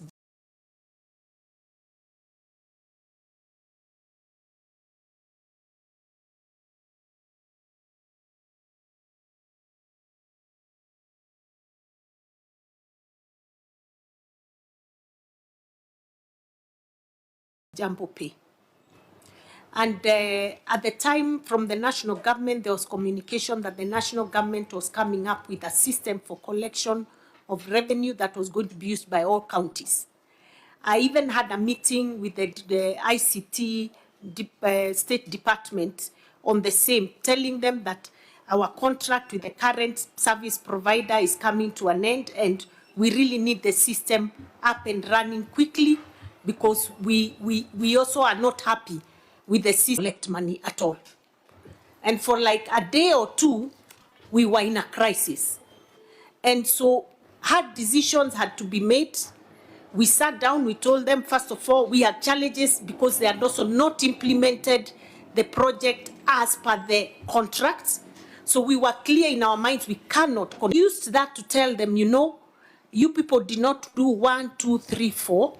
They were supposed to create capacity. The system, they didn't do it. So it's on that basis we agreed, okay, since they said we can reopen as you try and figure what to do, but we have payments, we have basis, we agreed to pay them. That also took a while because we were trying to get it right and seeing which one has worked where, and we had so many on the table and we went round checking, and then finally we went through a tendering process. So we now have our own system, and we ensured that this time we entered into a contract that was not only a ration, other system, because we did an audit of the previous system, and the auditor raised very many issues that he found to have been things that he found wanting in the previous system and previous contract. So we now have a new system, Chair, it has really helped us to streamline. We have rolled out all the revenue streams. At some points, we couldn't roll out all the revenue streams at once, so you'd find Jambo Pay was locked on certain revenue streams, but others continued until we were in that space where we felt it's now safe to finally shut it down and move on with our new system. So that is our story that we've gone through with the system, because it was a system that was even being abused. They could lock from a certain place. People tried to pay because we had gone completely cashless. They find it's not possible, and we also had to do a lot of restructuring, ensuring our revenue authority was properly staffed, the structures were right. We put in place a new board, and that has helped us. Our revenue has started going up in a very encouraging way, and we hope to do even better this financial year. We'll come to it. We'll come to it. We have looked at your revenue streams and the growth of your own source revenue. We'll come to it, yes, so that we can tie what you have explained to even performance of revenue. But what is the requirement of Section 139(1)(2) of the Public Procurement and Asset Disposal Act? That is the matter in question. Was this 3 million subject to Section 139(1)(2) of the Act? The Auditor General says yes. Professor says no. The Governor has given us a good story around it. So, OAG, National Treasury, they've stepped out, perhaps to avoid a protracted argument on this, because this is it's a matter of interpretation of the provisions of that Act. OAG, do you think you need to review the documents and all those circumstances for you to take a view, or you are of the firm view that this 3 million was subjected to the contractual obligations when a procurement process is completed? Thank you, Chair. Even from the system, the IFMI system you've just opened, it was on the contractual obligations, whereby we needed a tender evaluation report. Fine. So you insist that Section 139(1)(2) ought to have been applied? Yes, Chair. The county did not apply Section 139(1)(2). It is upon us as a committee to make a recommendation, because I believe then the offences have been defined in the Act. Yes, Chair. Failure to comply with this is an offence, and I'm sure there's a manner in which it has been framed in the Act. As to the last paragraph on the procurement of the new system, we can deal with it when we come to the receiver of revenue report. Noted, Chair. So please, and again, maybe just to give guidance, on the last limb, keep that in view, because I am sure that implementation is not complete. Chair. Weaknesses in management of county vocational training centers. Your conclusion is that optimization of the benefits from VTCs to the public cannot be confirmed. Yes, Chair. So is this a question of effectiveness or a question of lawfulness? It's both effectiveness, lawfulness, and effectiveness use of public resources, and equally internal controls, Chair, because there are three. One of them is accreditation, where you find that some of the courses that are being offered have not been accredited by TVETA, NEC, or CDAC. And also we have the issue of irregular hiring, and also the competence gaps. So it's both lawfulness in use of public resources and internal controls. That's a governance issue, Chair. So I can see the management comments. There are about 3 paragraphs to it. Honourable members, I want to propose that we will go through those management responses and see whether they satisfy the issues that have been raised by the Auditor General, failure to which we shall make recommendations, binding recommendations. Unless there's any other observation on that, we go to failure to establish sub-county level 4 hospital. Again, Auditor General, You indicated that Manyata sub-county did not have a level 4 hospital. Yes, Chair, it doesn't have a level 4 hospital. Is it a question of lawfulness or effectiveness? It is lawfulness, Chair. What is the basis in law? Their own county, Embu County Health Service Act 2024, Chair, stipulates that there's in each and every sub-county, they're supposed to have a level 4 hospital. Okay, Governor, what is your communication to the people of Manyata sub-county? Yes, I would like to state the following. Number one, when we came in, we found that there was a new... Governor, I'm sorry. Sorry, Governor. You have a very brief management response. Why don't you read it first? Okay. Yep. In line with the audit observation, the county management has 3 sub-county level 4 hospitals, and none has been established in Manyata sub-county. The government is, however, at an advanced stage of upgrading 4 more health centers in sub-county hospitals, one of which is in Manyata sub-county. The Embu level 5 hospital is also domiciled in Manyata sub-county, which has all along served the residents in all healthcare matters.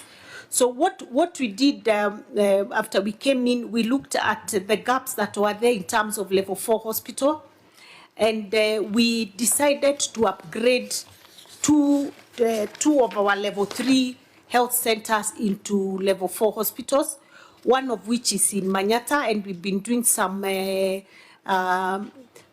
infrastructure upgrade so that we are able to ensure that it has all the necessary facilities for it to be, accredited as a fully fledged level 4 hospital. Then we got a new sub-county that was set up towards the end of the last term, around 2022, and it is in an area that is very needy in terms of health support. They had no level 4 hospital at all, and they also were very far away from the level 5 hospital. So that's how we decided to put up a level 5 hospital in Gategi Health Center, which I think there's a matter just below it on the same. And so we are in the process of building that level 4 hospital. It's at an advanced stage. We are just about to complete the maternal and child health, and then we can do a bit of upgrade on the wards and the other facilities. We already have an OPD that is fully operational. We started with that. Now we are doing the maternity side and the inpatient side. Members, I think the lawfulness bit the auditor is citing is that there's an act of the county assembly. Yes. That makes an obligation to provide certain services. Yes. Makes an obligation to establish a county health management team, health quality and assurance unit, health facility improvement board, etc., etc. Yes. I think this is an observation that we might want to action to the county assembly, because it is their law that is being breached. And they are also the ones who provide budgets. Even if you are to do all those things, the budgets will come from the county assembly.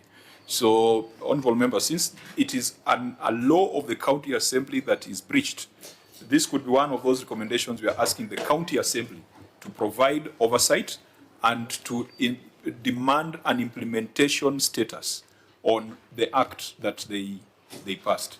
I think it would be impractical for us to direct you to go and build a level 4 hospital in Manyata, and yet this is a law that came from the county assembly, and they are the ones who would provide a budget. If they had provided a budget for it, and then it was taken to build the governor's house, that would be the concern of the Senate. Yes. So can we leave this for the county assembly to pursue as part of their primary oversight mandate? It's important, Chair, once again I state that we are actually in the process of upgrading one level 3 hospital into a level 4 in Manyata. Yeah, that's and okay. We have started works already. That's okay, because it is a county assembly law. They should hold you to account to it. Yes. And if you fail to do what the county assembly has recommended, then it should escalate to the Senate. Sure. Senator Sifun? I feel for that county assembly, because they might also receive a letter on that law, but that is besides the point. I am a bit worried, Governor, when we have this conversation about you upgrading other facilities, and I know we'll get into it, Chair. I've seen a total of around 11 stalled projects, and I can count 8 of them are health facilities. What assurance can you give the people of Manyatta that you will ever get their hospital to level 4 if these other ones... But it's already work in progress. It's not like I'm saying I will. We are already doing it. Governor, please, let's... It's called Kairore Health Center. Governor, Yes. let's talk to each other. That way... You know, you asked me a question, so I was answering. I had not finished. All questions are processed through the chair. Okay, Chair. And I'd indicated that this meeting will be as fast as we are brief and as long as we have a boss. Senator, I'm not pulling the rug under your feet. You know, Chair, it is impossible for you to answer a question before it has been put. And the governor has reminded us that she was a member of parliament. Please just let her wait for the question mark. She will know. I am controlling. Yeah, she will know when I've proceed. finished my question. So the question was, what assurance can you give the people of Manyatta that the things you're telling us here will actually happen in light of the conversation we're going to get into? You have 11 stalled projects, 8 of them I can count either dispensaries or other health facilities and morgues. Chair, you know, he's talking about 11. I have completed 32. I am in the process of finishing 29 this financial year. So the 11 is what will remain to be done in the next financial year. But out of 85 health facilities, Senator, that I found incomplete, this is how I have done it so far. And I have the report here. So let me. I am willing to do that. And one of them. Governor, sorry, a suggestion that will help all of us. Why don't we focus on the specific ones in this report, so that we are not discussing a hypothetical situation? And I want to plead with Senator Sifuna that let her not address the global. Let the governor address the specifics. It might allow us to make better use of time, because the next query is stall construction of Gategi Health Center and idle health facilities buildings. So if you agree, we can have this conversation, yes, but by referring to the audit query before us. Fine. So on the level 4, we are challenging the county assembly to do some work on that. On Gategi Health Center, what is the... Chair, Auditor General, what was your concern, so that the governor can... Chair, this particular health center had stalled. However, some documentation has been provided to us to show some amount which has been allocated aside for its completion. Sorry, it should have been completed on 12th of June, 2025. Yes, Chair. Chair, let me respond to that. Actually, it had not stalled because of lack of finances. It had stalled because there was a concern about the kind of design that had been put up that did not take into consideration other user facilities that were critical. And so I said, stop this construction, relook at the design, come up with a design that is holistic, because we are building a level 4 hospital, and I wasn't comfortable with what was on the table. But I'm happy to report here now that we are actually at very advanced stage in completion of this facility. It's moving. I was there in December, just before Christmas. I saw it with my own eyes.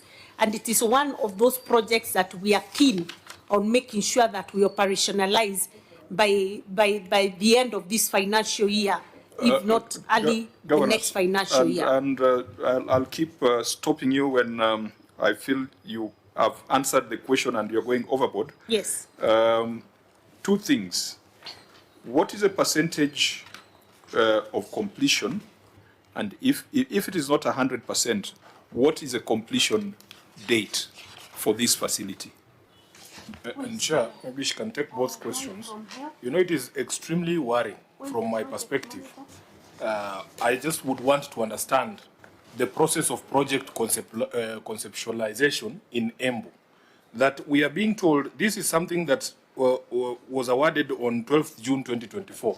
this was a project you conceived as an administration. You did not inherit from your previous. Yes, we are being told, Governor, you spent 23 million already in this facility. You are the ones who conceived and designed it. Then at some point after 23 million, you say you are not happy with it. No. Take us through the process of conceptualizing projects in your county. No. Let me explain. Maybe I wasn't clearly understood. When I came into office, I realized that we do the planning, the budget planning was compartmentalized. So you find somebody saying, if you give us 25 million, we'll complete this project. Then they go and budget against the 25 million.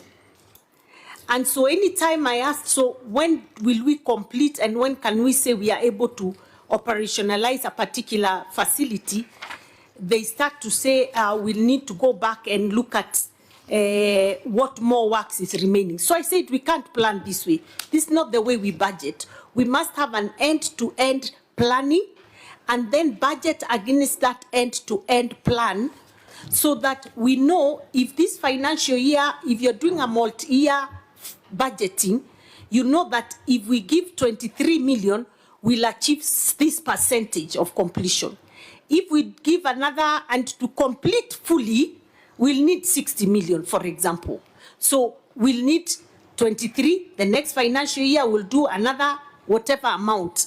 So I had a problem with the way the department had been doing things in the past, and that is why we found 85 projects that had mushroomed everywhere, but they were not complete because they were giving 1 million, 2 million. It's a dispensary. You have budgeted 2 million for a dispensary. Clearly, you can't. And then we also agreed we must have a prototype dispensary. So when we say we are building a dispensary, it's in our minds. We already know this is the amount likely to be spent to finish a dispensary. In our case, our prototype dispensary to completion before equipping is coming to about 12 million. And we were happy with the design and we approved it. So this has been work in progress, and we had system failures that we needed to sort out and also change the mindset and the thinking of the planner so that they can be planning end to end. And so part of the reason Governor, part of the reason I stopped Gategi was, number one, I wasn't comfortable with what it is they were saying they would achieve with the first 23 million. So I said, even before you finish that first phase, can I see exactly what it is you're going to do with this money? Can I also see what the entire project is going to cost? So we went back on the drawing board. And it was just a few months and we were back again. And as I said, and I welcome you, please come and see. It's a beautiful project that Governor, is nearing completion. The answer that we are still looking for is, as per the contract, when do you expect to complete it? As things stand now, what percentage of it is done? We actually at over 60%, because in December when I went there... So if 23 million is 60%, and we put more money in this financial therefore means that budget. It will come to 40-something million. It's likely to go to about that amount, but can you allow me to give you the exact figures so that I don't mislead this committee, and the exact percentage, because I was there in December and they were moving pretty fast. Because in so my that view, I give an up-to-date in my view, report. if I was the professor sitting next to you, that would be the answer I would be looking for.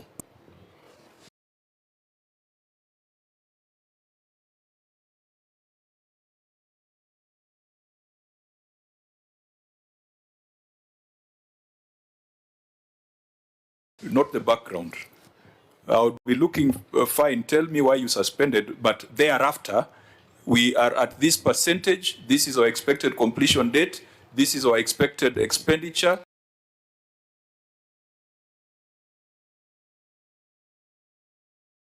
We have the money in the budget, and I assure the people of Gategi that we are completing this by 10th of March or whatever date. That's as simple as that. Unless members, you're looking for anything different from that. I will give that information if you'll allow me. I'm sure it is readily available with the If I wish, if you had presented our it, project manager, unfortunately, Governor, if you'd have presented it as your written responses, we would have moved on to the next issue. So Yes. that's just for you to improve Yes. in terms of providing factual responses Yes. to the issues raised by the Auditor General. Project, construction project. You know, 23 million is not pocket change. It's very serious money. You cannot approach a construction project in the manner in which the governor is explaining. That people come to you and tell you, if you have 23 million, we will do this thing. I thought people come, like I have built a Simba at home. They come and tell you, this is the design of the project. You will need X number of bags of cement. You will need X number of mabati. And a BQ is prepared. Take for. But in Embu, you are telling us, it's like when I go to the butchery there, and they ask me, unataka nyama ya ngapi? I say, niko na 20, wanakukatia. Senator, maybe you didn't, maybe I didn't explain myself in the manner for you to understand. I said... Governor, yes, Governor. Yes. We had agreed as a committee that this meeting was going to run up to 2. But it is taking longer because you are over-elaborating, with due respect. And, I mean, there's nothing wrong in providing more information. Let's be more specific and direct. Senator Sifuna, maybe, is there a specific question you're asking, or you are making an observation? Let's distinguish between an observation and a question. Actually, I'm just confused at how the county of Embu approaches construction projects. So that's more of an observation. Yes. So that it does not warrant a detailed response from the governor. Chair. If she can clear my confusion, I think Chair, we can make progress. Okay. This project was very dear to me. Okay? Very, very dear to me. I said, go and do a design. We are going to start with a maternal and healthcare unit. That is maternity with everything that is required in a maternity unit. And then I was told that it will cost some money. And I said, I want to see the design, I want to see the BQs. And then in the process, one of the technical people said, you have left out an important aspect of this hospital, which is they stated whatever it is they thought was missing. So I said, stop, don't move until that has been cleared. Then we move. But I also told them, don't come and tell me for this phase, give us 23 million. First, tell me this is how much the entire project will cost, and then let us phase it out and do multi-year funding. What is wrong with that? Governor, are you as a governor involved in design, BQs and procurement? No, I'm not. But I have to know what it is I'm financing. That is a narration and impression you are giving us. And that's why I'm saying, let's focus on the audit queries, because the elaboration is going to invite a lot of problems. Chair, you know, we were with you in Turkana. These are critical matters. And you know, when the public accuse us of not doing our best to make sure public resources are properly utilized, I can understand your impatience because of the time. But on this one, please just allow us to do this. We went with you to Turkana, and we were shown a construction project where they told us they had pumped 30 million Kenya shillings into. Chair, just from a cursive, just from you just visually seeing that structure, you can tell that that is not 30 million. You can tell. So even this one, and Chair, I want you to see it. Which one? This is 23 million at... and I see. You told us you know it.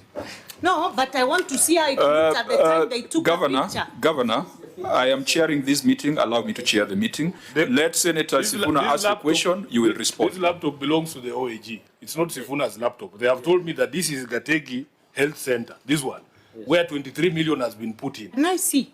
You know it.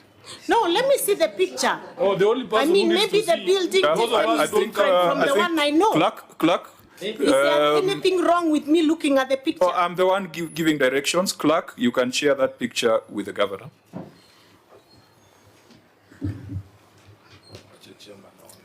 Can I see? have to go that direction, really, Chair.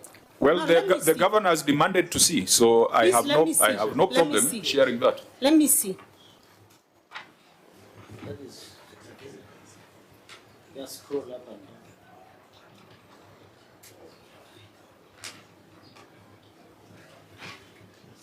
That is the substructure. But I think hold your horses until you see it, so that you are responding to what you have seen. Where is our Okay, you may share this with the government. manager?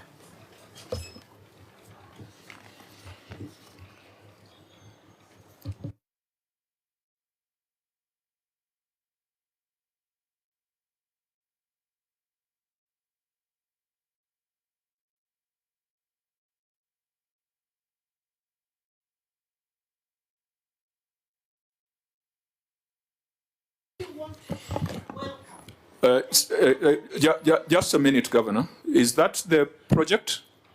Yes, but this is... Okay, fine. If that... No. Let me ask the questions. Auditor General, on what date were those photos taken? In December 2025, Chair. In December 2025. Since December 2025, Governor, has there been significant progress on the project? You know, I would like we go with them, because when I went in December, around the 20th of December, I personally went on a project inspection. The project was on second floor. It was roofed. We went round the whole place.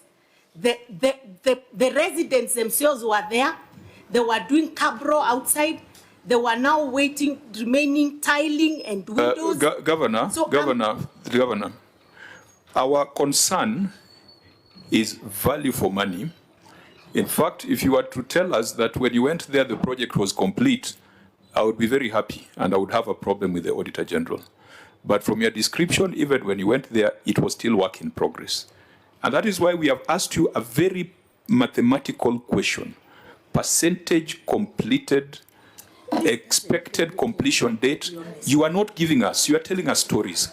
Why don't you just give us your expected completion date, the percentage completed, percentage or amount of money that has been spent on this, so that we stop the rhetoric? Yeah, and Chair, of greater concern. The project is at 76% complete.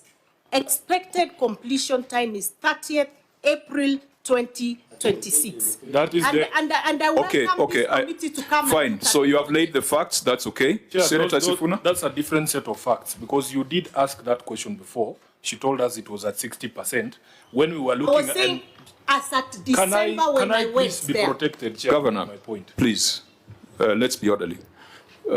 Chair, you put a question to the governor on the total cost at completion. You were saying if we have spent 23 million already. And 60%? Yes, and she said 60%. Now she has adjusted it to 70 what? %. These are different set of facts. I was there in December. I have seen as at December. Governor, please, you will cause us to be here up to 8, and I don't want us to be here up to 8. Chair, can I please not every statement must be responded to. Not in my committee. This statement. So, Senator Sifuna, are you done with your submission? No, I am being interrupted. No. Senator Sifuna, you need to be done so that we give the way forward. This statement also, Chairman, if I don't respond, yes, I will mislead. If there is need to respond, when I was there in December, order, Governor. The project was at 60%. Governor, order. Today it's at 76. Chair. Order, Governor. Order. We had a conversation before we started this meeting on how we want to conduct this meeting.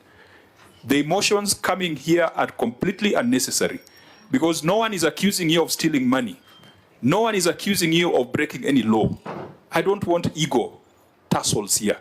If someone accused you of stealing money, you have a right to defend yourselves. So let's differentiate matters. Senator Sifuna, just conclude so that we... In fact, there is no accusation that I have made. This photograph has been shown to me by the Auditor General. You know, Chair, I have never been to this place. And at the beginning of these conversations, we say in this committee that the Auditor General is our eyes and ears on the ground. They are saying that was as of December. In fact, my concern was, does that represent, that stage of work, does that represent 23 million Kenya shillings? And the Governor, I know you are a public figure.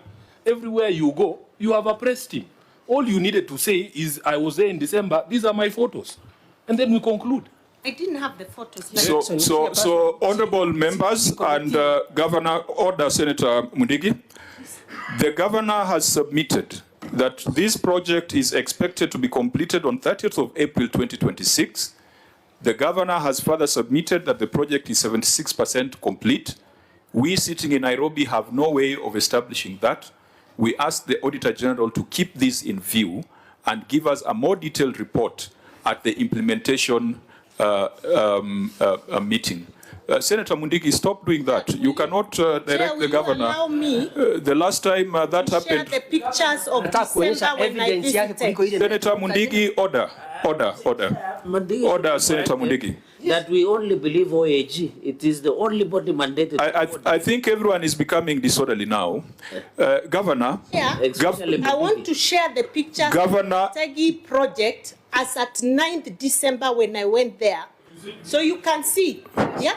I've gone to my page. Governor, please take your seat. Please take your seat, Governor. Please take your seat.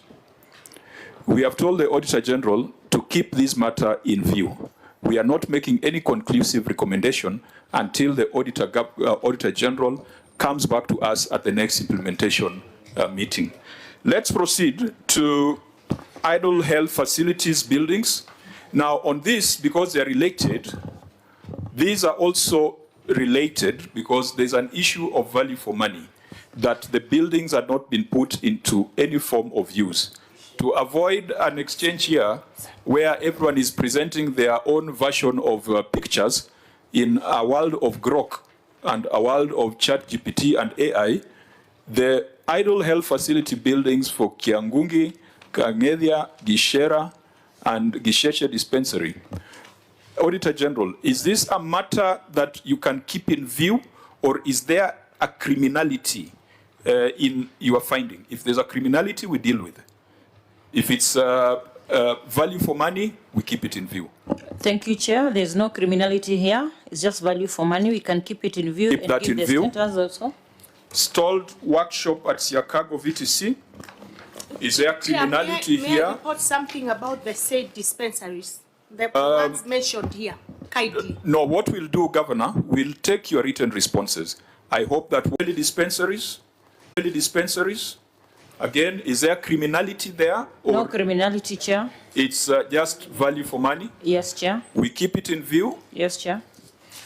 Stall project, governor's official residence. No criminality, just lower value for money. We'll give also the status, implementation status. I think this matter came before us in the last audit report. Yes, Chair. Just what are the issues, and then we can hear from the governor. Equally, the project has stalled. The contract price was 49 million. Approximately 29 million has been paid, and there's no contract on site. How many million has been paid? 29. Against 49. Yes, Chair. With 55% complete.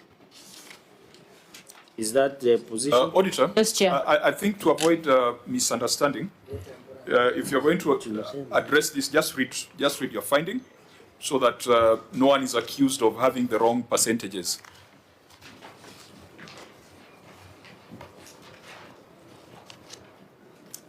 Thank you, Chair. Stalled project governor's official residence.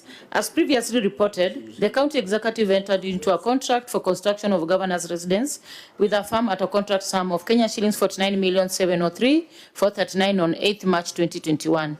The contract period was to run for 72 weeks with expected completion date of 8th September 2022. The county executive was required to allocate funds and prioritize construction of houses for the governor and the deputy governor on public land in accordance with the specifications therein before the stated deadline. However, at the time of audit in September 2025, the governor's official residence was not complete, and the last certificate of work done revealed that the project was 55% complete. The project appeared to be stalled since the contractor was not on site. The building is deteriorating and the wood used has started to rot.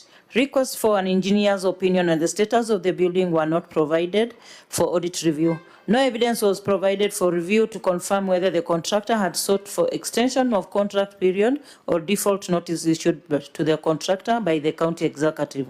In the circumstances, management was in breach of the SRC circular of 20th May 2019, and the public may not have obtained value for money from the stalled project. I submit. Governor, I want to recommend that you read your written response? In view of the auditor's observation, the governor's official residence was not complete. The contractor acted in breach and the contract was terminated. The management is planning on budgetary allocation towards funds for completing the facility and bringing it to use. I have a letter for termination of contract. I visited that particular site, Chair, and I want to say I don't even think it was 55% because the amount of work that had been done and the amount of money that had been paid out did not add up. You feel there was some criminality in... we had a problem with that? the contractor because let's just say there was no value for money. Would we be wrong to recommend investigations into this? Because if you have problems with the 55%... Certainly, you can investigate because I feel that that project was not properly implemented. Honourable members, is there anything more to add beyond investigations? You have said 29 million has been paid against 49 million. Governor, after this termination of contract, did the contractor accept or he or she has moved to court to challenge the termination? What is the position? Because in as much as you recommend for prosecution and we don't have the contract document here, whether the contractor has agreed to vacate the site and agreed to termination or he has challenged. The chief officer can comment on that. Chair, perhaps this is one of the reasons why we as a Senate, in our wisdom or lack thereof, advised that we do not begin new projects before we complete such existing projects. Because you can see, already they are saying over 29 million shillings has already been paid, and they are telling us the building is just rotting there. That is money that could have gone to help the people of Embu. So this is some of the reasons why we were saying don't start new ones. Just let's complete these ones first to get that value for money. Yeah. So I mean, it's one thing to terminate a contract, but it's also there's also a duty that if money was paid for no value, that people must be held to account. If there's an officer wanted to explain something. Yes, the chief officer. Yeah, make it very brief. He was responding to Senator Cheregai's. Yes, I want to confirm that the contract was terminated and after due process of law, and the contractor did not come back, did not respond, he just went away. So by action of the law, I think he has no case to come back. Only the payment that was made. Question was, are you aware whether they have challenged in a court of law the issue of coming back No. or not? No. There is no So chance. the time has lapsed? Yes. Okay. So you can now re-advertise for a new contractor? Yes. Okay. OIG, are we still disclosing contingent liabilities under accrual? The management is supposed to be disclosing, however, it was not disclosed, Chair. Yeah, because I see it's all blank, even though this would not be a contingent liability because there is no evidence that anything has been filed. True, Chair. Okay, honourable members, we on that particular matter, we'll be recommending that EACC looks at the 55%, but also encouraging the Assembly to provide budgets if this is part of the county's priorities. But if the governor has a nice house where she's staying, then she can continue staying at home.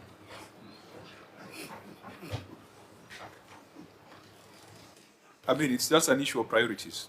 I believe between putting up a palatial, that was my challenge. Palatial residence and Chair, the level 4. I have 85 health facilities waiting to be completed. I am in a home right now. I'm not sleeping out. In terms of priority, I think that may be why the residents are suffered. Because to me, it didn't look like it was a priority, truly. But I undertake that in this coming financial year, I'll go out of my way to put some money to complete the building after it's been re-evaluated, or is it Oh, okay. Yeah. Okay. Chair, Sifuna. can you clear something for me? I thought the money that is specifically for construction of residences is ring-fenced.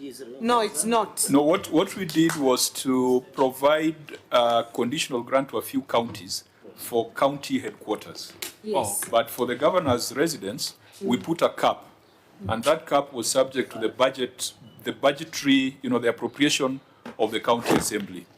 The criminality would be if the governor is still drawing an allowance. No, I'm not. So if the governor is not drawing an allowance, and that was made very clear and to me. she's not complaining, she can sleep in an Airbnb, then really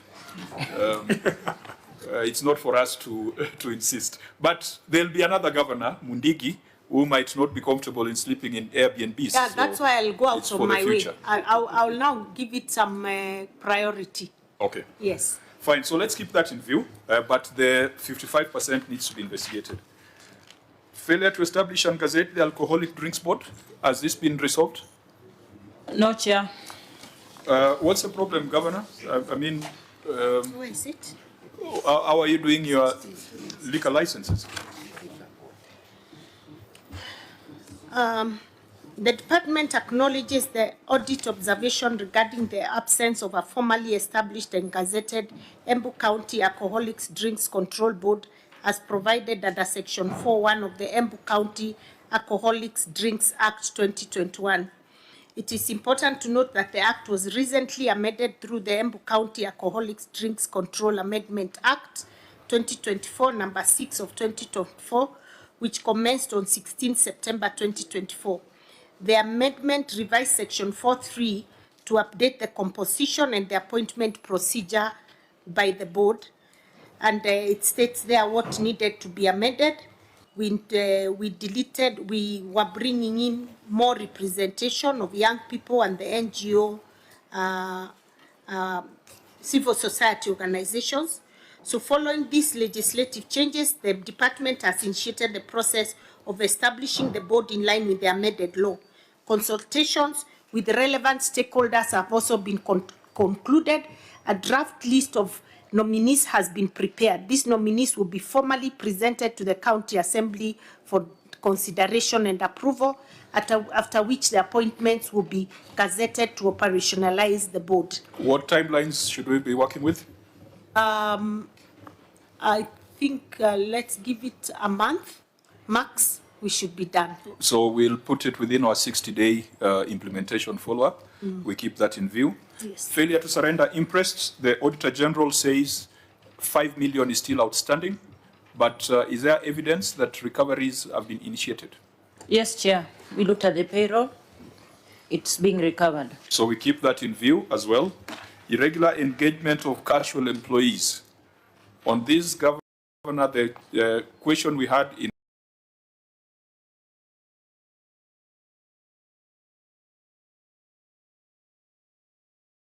mind is that you have guidelines on hiring of casual workers in Embu County Public Service, which states that a casual worker will not be engaged for more than 1 month. And I thought that the national policy puts it at 6 months. Am I right? Someone 6 or 3. Someone introduced themselves as chair of the Public Service Board. No, I'm the county secretary. You can respond to that. What is the national Usually guideline? casuals, I believe, is 3 months, but I can confirm that. It's 3 months. So why? Of course, you are not bound by circulars from PSC, yes, because you are county governments. Why did you, in your wisdom, bring yours down to 1 month? You were just curious about this that. Was a document of the County Public Service Board, and actually I had not seen about the 1 month, to be frank. I knew it is 3 months, even in our discussions with them, was supposed to be 3 months. I am actually noting this now. I had not seen the 1 month. What did you look at this report? On this matter, Honorable Chair, actually the 442 staff are not newly recruited staff. These were staff that had been previously engaged by the hospital boards, and they were getting paid through the manual payroll. So when the government directive came that we have to put everyone into the IPPD, then the board advised that... sorry, County Attorney. County Secretary. Secretary, yes. County Secretary. Yes. The basis of the basis upon which the OAG says you are not in conformity, yes, is your guidelines on hiring of casual workers. Do we agree in Embu? I remember. I have not. Sorry, but I have not looked at it. If well, she says the OAG that looked is at what it, is there, gave your management my belief letter. was 3 months, not 1 month. I may have to relook the document. I don't have it with me. So were Because you even in our prepared, discussion with them, we had agreed 3 prepared to months. address this query? If the basis of non-conformance is contested, then how do we proceed to discuss the non-conformance? My understanding was that the basis is about the irregular recruitment, new recruitment, as new recruitments, not on the timelines of 1 month. No, the timeline it's significant. Yeah. It's very, very significant. I overlooked that, sorry. So how do you propose we deal with that if you are not agreeing on the basis of the non-conformance? Because these are your guidelines. They're not national. And I agree that the national ones do not apply to you. Yes. Unless you don't have something. Yes. So, because you should be telling us you are going back to look at it and amend it so that it is in line with the national one, or you are going to comply with it. But 1 month but may be 1 month difficult. is impractical. Yes, it is. That's the point. It is. But it is what you have. That's what I'm surprised about. But allow me, I bring it up with the Public Service Board. Remember, we are at the Senate. We must make a final determination and send our report to the House. We don't have that luxury. Could you give me time, like maybe even 30 days? Are you familiar with Article 229 that gives us only 3 months to conclude this exercise? And the courts have told us that those timelines are mandatory. And so we do not have because this we don't have any latitude to donate that timeline to you. This would require editing if it is indeed 1 month. Allow me, even if it's a week, we can have an ad hoc, a cabinet sitting after we have reviewed this 1 month to an appropriate. Who's the custodian of this? The County Public Service Board. Are they here? They are not here today. So who was coming to respond to this query beside the governor? Now that they were aware I was here. Yeah, the good thing about your account is that you are very frank. You guys are frank. When you don't know, you say you don't know, which is good, but dangerous as well, because this you ought to know. So, members, how do we deal with this? Give us a week, please. To do what? A week. What do you want to do within a week? What you want to do within this week? Reach out to the County Public Service Board. Have a review. I thought, Chair, you asking the committee of this timeline. Or the CS is now part of the committee? No, I thought it is in the recommendation of the committee. I have told them they are very nice, they are very frank. So or she can swap places with Mundiki. Sifuna used to say of a certain politician, give him the mic. Yes, so give him the mic. We are giving them the mic to fry themselves. To entangle. So Chair, I think looking at the HR issues and on these casual employees, I wanted to find out these 442 casual employees, Governor, what is the total workforce of Embu County government? Because if they are doing 442 casual employees, can the governor give us how many workforce do you have? How many number of employees? And then number two? We have 3,527 staff. 3,527. 3,567 of these 442 are casual. Chair, I wish to clarify something. These were former healthy. Can I finish, Governor? Yes, yes. CS, out of these 35 plus, 442 are casual employees. Can I clarify that particular point that the Senator is bringing up? Yes, proceed. That these 442 were actually not new employees. And I think that is where And it may have been a failure on our part because according to OAG, they're saying that they were engaged for 1 month and even there was no evidence of transparency in picking the casual workers. These are workers that had been picked by the hospital boards long before even county governments were established. And then the national, we were given instructions that every employee of county must be paid through the payroll. So it's at the point when we brought them into the payroll that the 442 were now discovered by the OAG. But there are staff who had been working there. I see they're also saying they were above 35 years old. But they had been working for many years, some of them, at the dispensary level, at the level 2s, level 3s, some level 4s. And so we couldn't have sacked them because they had been employed and we found them in office. And they provide very critical and sensitive services, either as cleaners, whatever it is they do. So that's how they ended up there. But I also want to say there's a very big, there seemed to have been a what word can I use? The Public Service Board went ahead and gave 1 month under the basic guidelines of hiring public casual workers. Yet at the point when we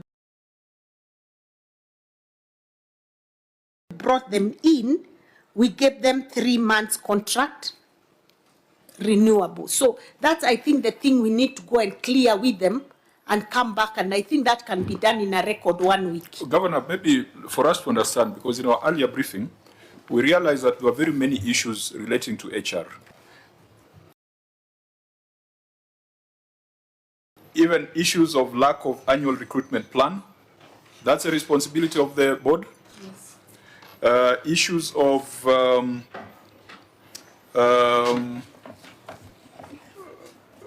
there are others, ethnic composition, 1/3 basic salary, staff above mandatory retirement age.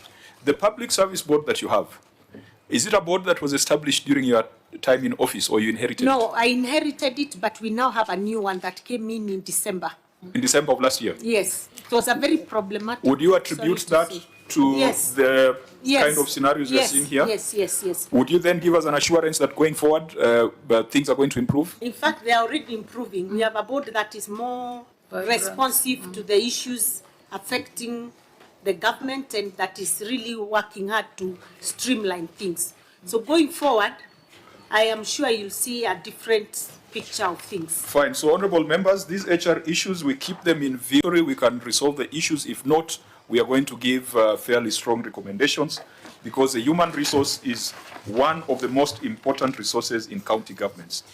I want us to go ahead to, there are quite a number of issues there where we can base our recommendations on the written responses.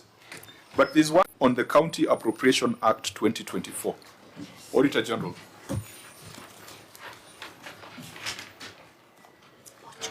Actually, it starts from 18. Lack of annual development plan. Lack of ADP. And then we'll look at non-compliance on the County Appropriation Act. And then we'll also look at the other observation in the ROR, collection of revenue without a finance act. Thank you, Chair. Lack of an annual development plan. The county executive did not provide the annual development plan for the financial year 2024.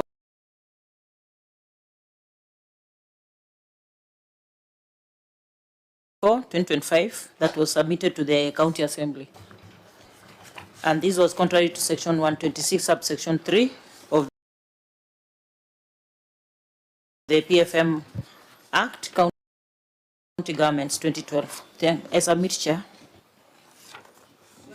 Do I read all of them? No, I mean, let's just be I can respond, Chair. Yes, because there is no way a county could develop budgets without an ADP. Exactly. So let's see why you did not present that to... The CEC member responsible for planning submitted the county's annual development plan to the county for approval, county assembly for approval, and also sent the copies to Commission on Revenue Allocation and the Treasury as required by the law. The plan is available in point. A hard copy may not have been given, but you cannot have a budget without an ADP. But, Governor, yes, if the auditors asked you for your ADP, why didn't you provide it to them?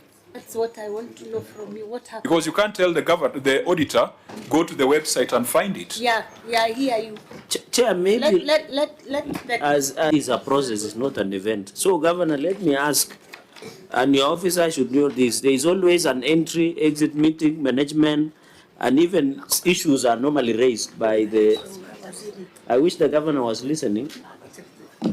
Sorry. Chair, my only concern to your team and yourself, there is entry, exit meetings, management, response letter, all those issues are raised before the close of any financial year under review. My simple question, because in this annual development plan, which is a normal policy issue, and you know non-provision of documentation under Public Audit Act is an offense, my only concern is, do you normally, you yourself or even your officers meet the OAG? Because if this issue had been captured in management letter, they would not be escalated to become an audit query. Do you normally meet with the OAG? You know, Senator, I've been very strict about the issue of entry and exit meetings and response to management letter. And I'm actually asking my CEC, how did this find itself here? Because an ADP is a thing we have.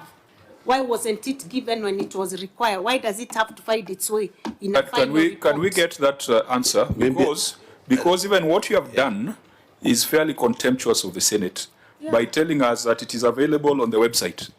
If the auditors flagged it and you didn't produce it and you are coming to the Senate, then table it at the Senate as evidence. You can't tell us to go to the website to find it.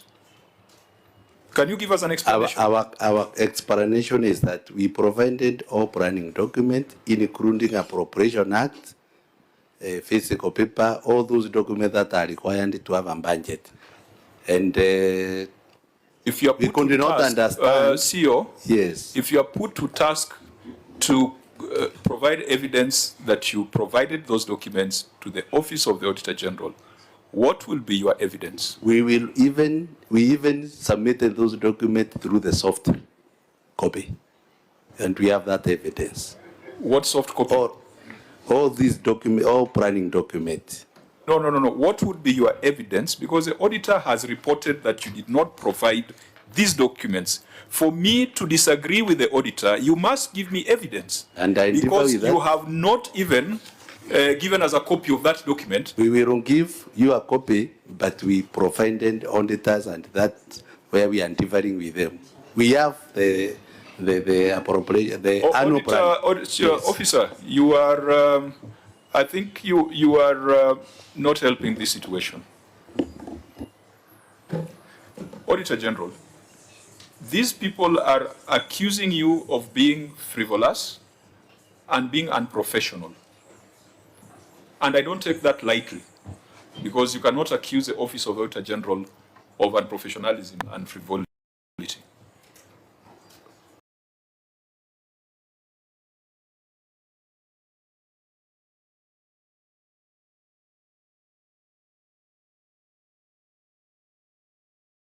If this matter is here in the report that has been tabled in the House, what does it mean?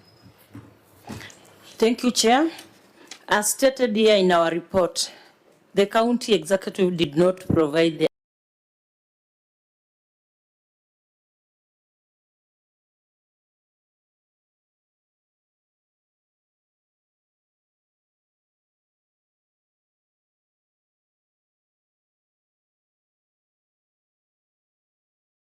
annual development plan that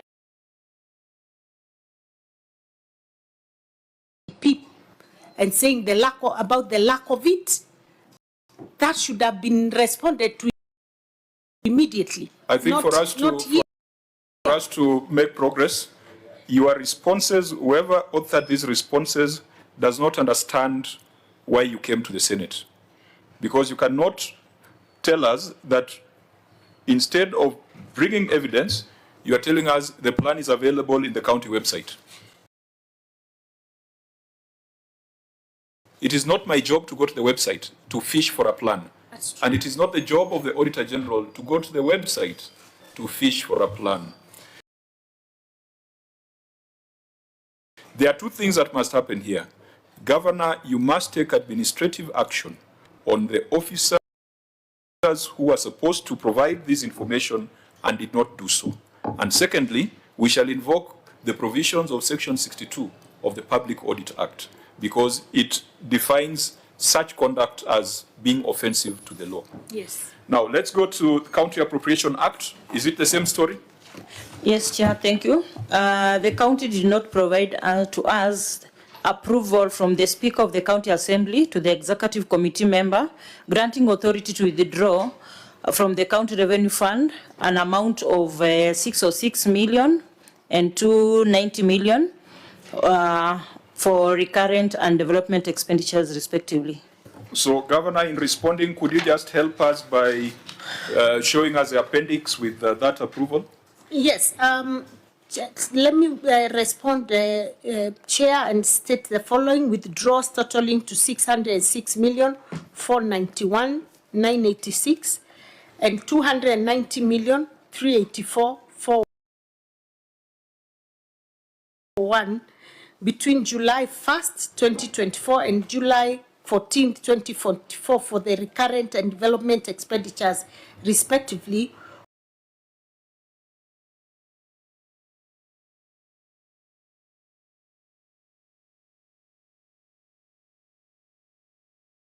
were in respect to the year 2023-2024 financial year when we were reporting on cash basis and the cutoff extended to mid-July. The expenditure the funds were committed to was reported in the financial statement and audited accordingly. The cutoffs have been presented to auditors for verification. Usually, Chair, at the end of the financial year, sometimes the Treasury, especially if they know they have delayed the exchequer, grants us an extension of a week or 2 weeks window to be able to make certain payments with the monies that they may have given us towards the end of the financial year. And this is exactly what happened, Chair. Would you like Auditor General? Chair, we can get clarification from a representative from Treasury who is here on the issue of the cutoffs and the extension. National Treasury? Chair, I want to believe that the auditor was asking on the approval to withdraw. Even if it was for the cash basis, they shouldn't have produced that. So what did we expect? Maybe in a language that in English that we can understand. Yes. What exactly? Sorry, Chair. Maybe just a minute. Just a a minute. clarification from her. Just a minute. Chair, even if they withdrew money for the other financial year, there must be an withdrawal approval. They shouldn't have given to the auditor to show that it wasn't for the current financial year, but for the other year. Fine, that's a fair comment. Okay. Yeah, that's so even if it was a different financial year? That's very clear, actually. You think otherwise? What? Thank you. Through the Governor, Chair. And you see, sorry, Governor and Prof. The problem with supplementary answers that are not here is that if we might not remember them when we are writing our reports, we'll just cite you for violation of the law. But let's hear what the CC has to say. Yeah, thank you, Chair, through the Governor. The issue that we understood the auditor to be asking is like we needed an approval, like maybe withdraw or spending on foot on account. The budget we are referring to is a budget that had already been approved by the County Assembly. So I do not think we needed further. Did you, Prof, did you sit with the OAG and look at the management letter and express your reservation and interpretation on the matter at that point? No, but so why are we doing it here at the Senate? Because I said the auditing is not happening today. The audit was closed. I want to, that's the same explanation that was provided, Chair. Chair, we need also to clarify when did we expense it, this money and which budget? Because the issue of appropriation is about going to county assembly and then we expend as per the budget. And what happens here, we usually process our payment by the end of June, and because the money is usually released almost by 30th or just near the end of the month. CEO, yes. You are taking us to the trees, we want to see the forest. Treasury has said that even if it was for the prior financial year, there ought to have been some authority. Why didn't you provide that? That's where I'm coming in, and I'm explaining our processes. We process payment as at June, waiting for money. So our payment are usually in our IFMIS and IMB in internet banking. So what we wait, and we already put by closer of 30th June, we do our request to COB. Now COB releases that money in July. So ours is only to pay to the various beneficiaries. How can that be going back to approval to the Speaker? You are answering questions in your head, not the questions that are before us. Chair, Governor, I think I'm here. Governor. Yes. Governor, your written response here says that the payments were for a different financial year, and therefore the approval of the Speaker on an appropriation bill that came into force on 15th July 2024 does not apply. No, and you're getting it wrong, Chair. Let me kindly, respectfully correct that perception. Fine. What happens with the county governments is that, we get sometimes very late exchequer releases. Towards the end of the financial year, Treasury will tell us we'll probably release some money to you next week. And then they don't release. But we start processing the payments in readiness, so that by the time we get to 30th of June, we have started the processing awaiting COB. So when the money is released by Treasury, then we usually seek for extension for us to be able to make payments against the previous budget, not the current. That is why we do not need the Speaker's approval, because you're not dealing with the current budget. I'm with you on the same page. I'm with you on the same page, the exact same page. Yes. And that is what the Treasury has clarified.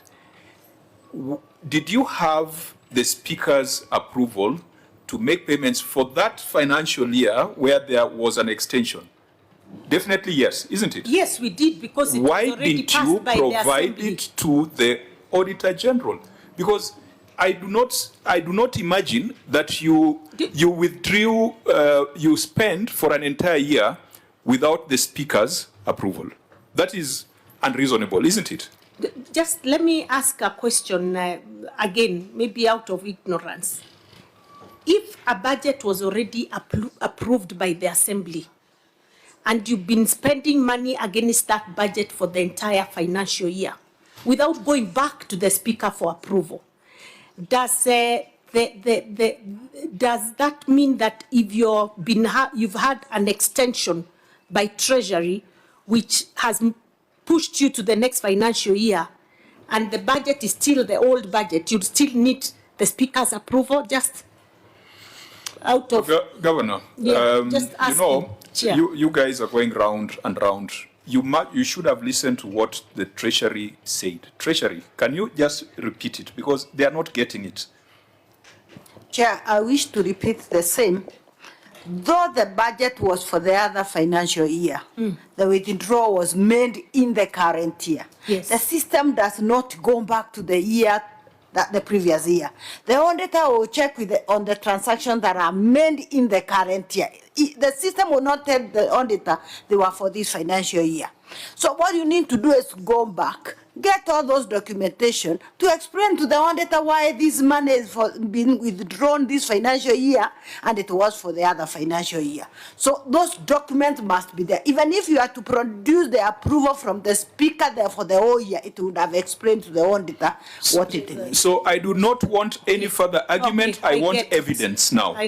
Now I want evidence. I don't want further arguments. Let me give final submission. I think we are differing in principle, because the same IFMIS, and I've said here, we have two systems that we use. IFMIS is the one that is the budget or other appropriation act. We load our budget, and even the processing payment are done in IFMIS. Once we are through with the IFMIS, those payments go to another system, like a bank, CBK. So, as at the end of the year, we close all the payment and we submit that file to the control budget. The IFMIS is active with the Appropriation Act. And every time we close our IFMIS system, we are around one window to close all the transactions, and then a new financial year is opened. So I believe Treasury is not. This is a problem with. We don't use the new financial year. Order, Chief Officer. Order. Yes. I do not think your submission is more useful. This is a problem with technicians. This matter came in a draft certificate. It came in management letter. I cannot entertain this kind of conversation before me, because this is not where the audit is taking place. CPA Tunga, ISPAC. No, I just wanted to alert the Chief Officer that indeed she has put it very clear. So I wish you just followed the comment she put. Then you will understand that now different 2 financial years, but you are spending within 2 financial years, though it's for the other budget. That will have sorted everything for you. And then you will understand why the documentation is important. Thank you. Yeah, because your officer is focused on winning the argument. This argument ought to have happened at the point of audit. Auditor General, what's your final take on this before we give the way forward? The management to provide us with the approvals, whether it's from Treasury or the County Assembly. Either of them has to approve for this expenditure. And in most cases, when the Treasury delays with the Exchequer, it normally guides the recipients or the beneficiaries on which year for the amount to be accounted for. So kindly also, when they'll be submitting their responses, let it also be accompanied by a letter from the Treasury indicating in which year, particular year, that last quarter was supposed to be accounted for. Thank you. And you had already made this request to the entity? Yes, Chair. Now, Governor, you must do 2 things: take administrative action, and we must also invoke Section 62 of the Public Audit Act.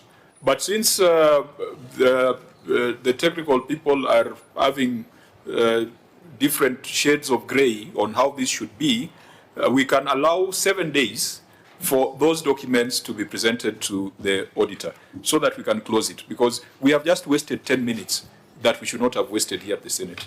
Senator Dulo. Chair, I just wanted to know whether this requirement is within the policy, practice, or the law, because I'm sure there are many counties that are doing, or rather they are in similar situation. It is within the law. And that's why Treasury, if it has to delay in submitting of or disbursing its money, it has to make a circular, giving the extension of the dates, then give a schedule, date and when the money has to go. So it is within the law that they shouldn't disclose the same, because if it's not explained, who will know which money was for when? So, for which financial Chair, they are confirming that actually that circular was made available, but then we should have made it available to the OAG. I think really that is what was supposed to have been done 15 minutes ago. 15 minutes ago, before we went into this long story. Now, again, tied to that, so we are moving from ADP not provided, Appropriations Act being queried. I think let's tie all this. When you go to the ROR, you are talking of collection of revenue without a finance bill and revenue streams policies. Is this also another issue of interpretation of what is required? Let's tie this together because they are all related. Thank you, Chair. Under ROR, the collection of revenue without a finance bill and revenue stream policies. Can I read the entire query? So maybe we just pause and ask, did you have a finance bill? Was this also subject to this interpretation that, or misinterpretation that we have gone through with ADP and appropriations? We now have a finance bill, Chair. But it is true that then you didn't have a finance bill. We were using an old one because we found that nothing had been done before. And the process took a while, but now we have an up-to-date finance bill. Yeah. So in that financial year, you are using the finance bill for which, or the act for which year? Where is that? I'm trying to go for page. Is it here or the other? We are in the other document. It should be in the receive of revenue. I'm looking at the time, and we must find ways of tying the two reports together. Page?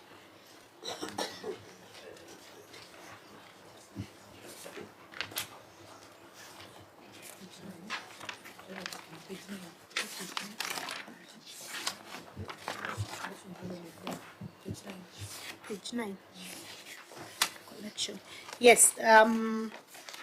During the financial year 24-25, the authority operated without an updated Finance Act, as the Finance Act 2024 had not been enacted. Consequently, the agency relied on Finance Act 2019 to administer revenue collection. However, in response to emerging and evolving revenue streams, the authority expedited the review process, culminating in the enactment of Finance Act 2025. The updated Act now serves as a critical instrument intended to ensure the full realization of a county's revenue potential through improved alignment with current economic activities. In addition, the agency initiated a comprehensive exercise to identify, formulate, and develop critical policies across all revenue streams in collaboration with respective parent departments. This ongoing initiative is aimed at strengthening governance, enhancing revenue administration, standardizing operational procedures, and supporting sustainable revenue growth across the county. The initiative has been coordinated by the County Secretary, has annexed in the memorandum dated 18th July 2025, Annexure 3. Whereas the PFM, I think we have seen situations, Meru also had a similar situation where they could not convince the assembly to pass the finance bill.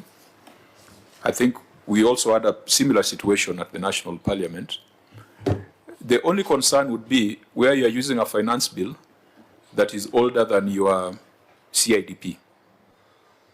Because if you're using the finance bill of 2019, I'm sure when you came into office, you came up with a fresh 5-year plan. We did. And which needed to be funded. Yes, and then we did a proposed finance bill, which went to public participation. And you're aware of the hit that was not only, that was across the country. It caught up with us at the county level. So we were unable to engage the masses on it for a while, because the environment was completely not conducive for us to go far with it. And so thereafter, we began now public participation. We finished on our part, took the bill to the assembly. They also started their own public participation until they finally passed the bill.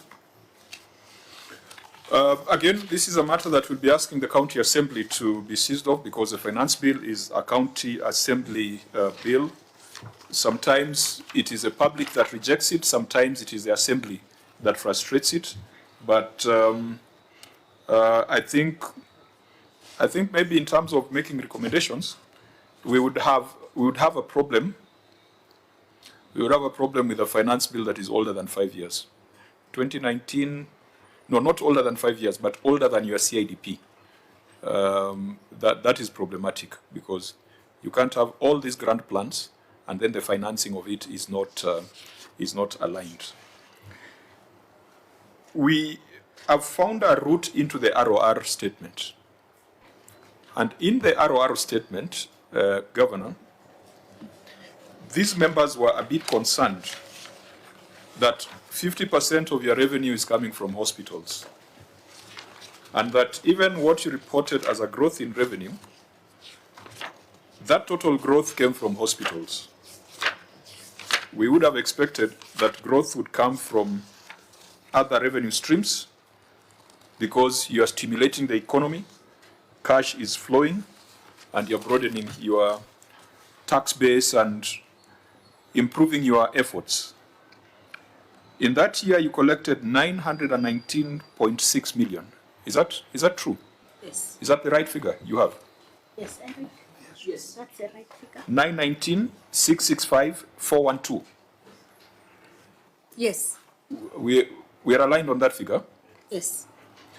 Out of which 497,318,867 came from hospital fees. Yes. What percentage is that of the total?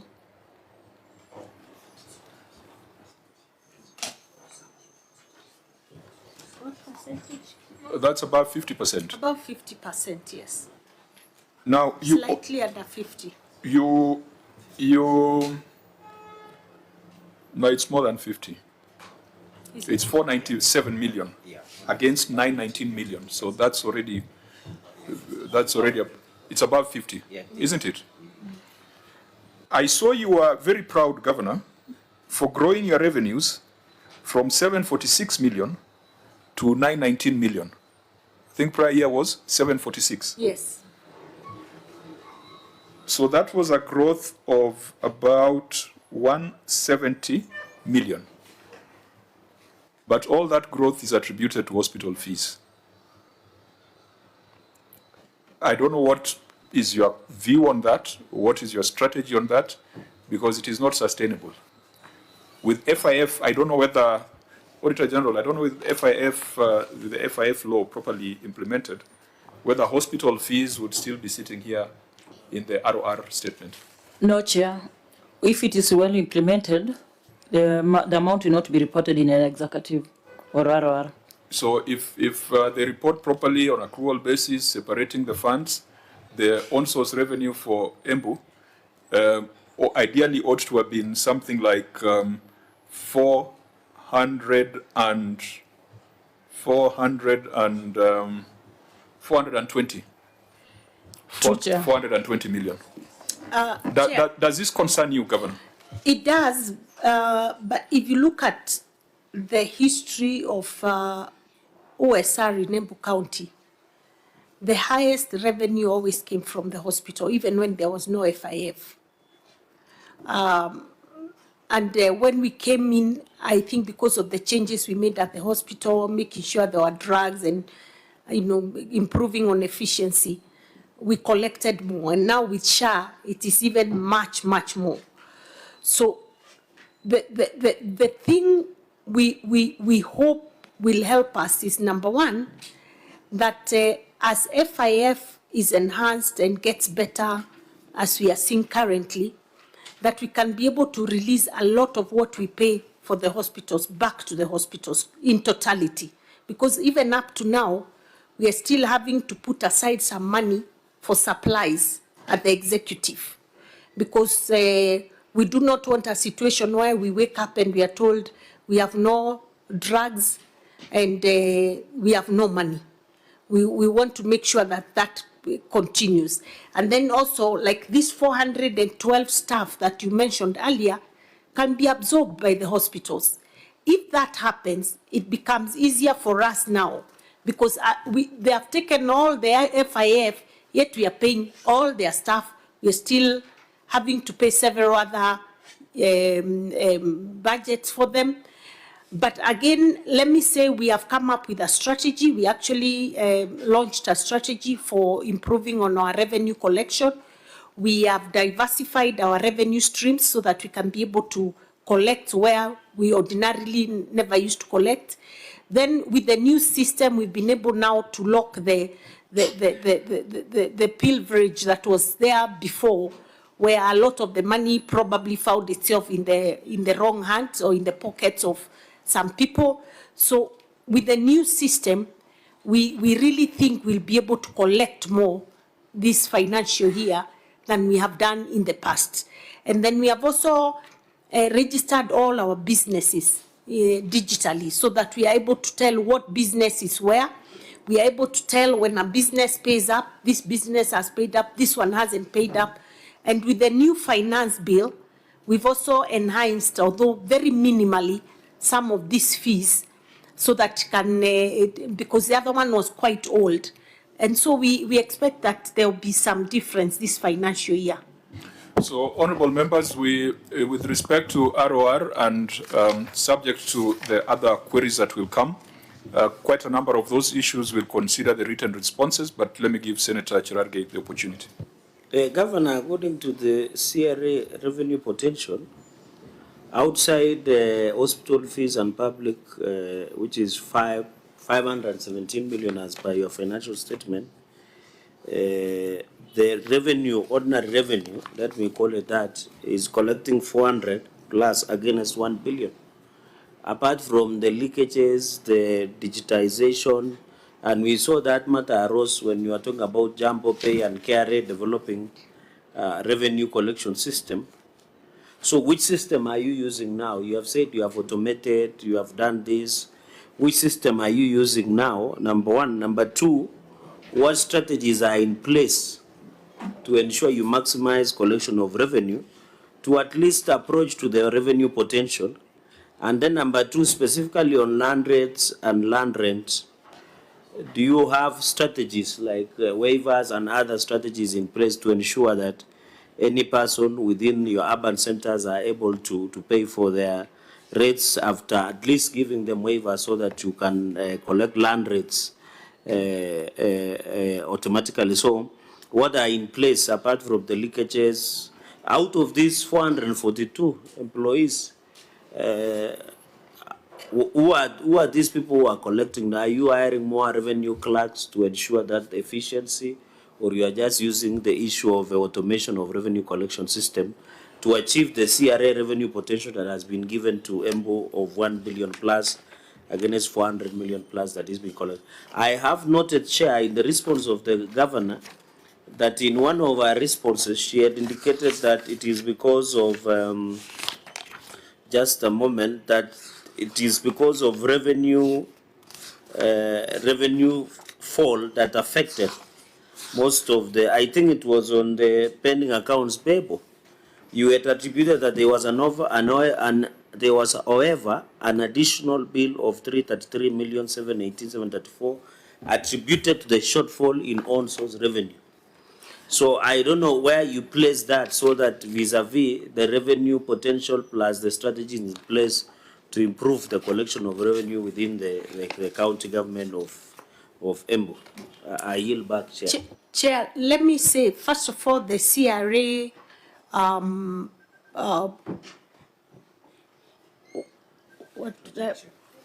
projection for Embu County and potential that they stated was stated before FIF came to be. So at that time, they were saying Embu County has a potential of up to 1.5. And we also felt that if with a new system in place and the fact that we had also employed new staff who had been revenue collectors who had been trained, we'd be able to actually hit the 1.5 mark. So I must say we were overambitious because one, the new system took longer to get to come in, and the rolling out took a while longer than we thought. And so that also affected our collection, especially outside of FIF.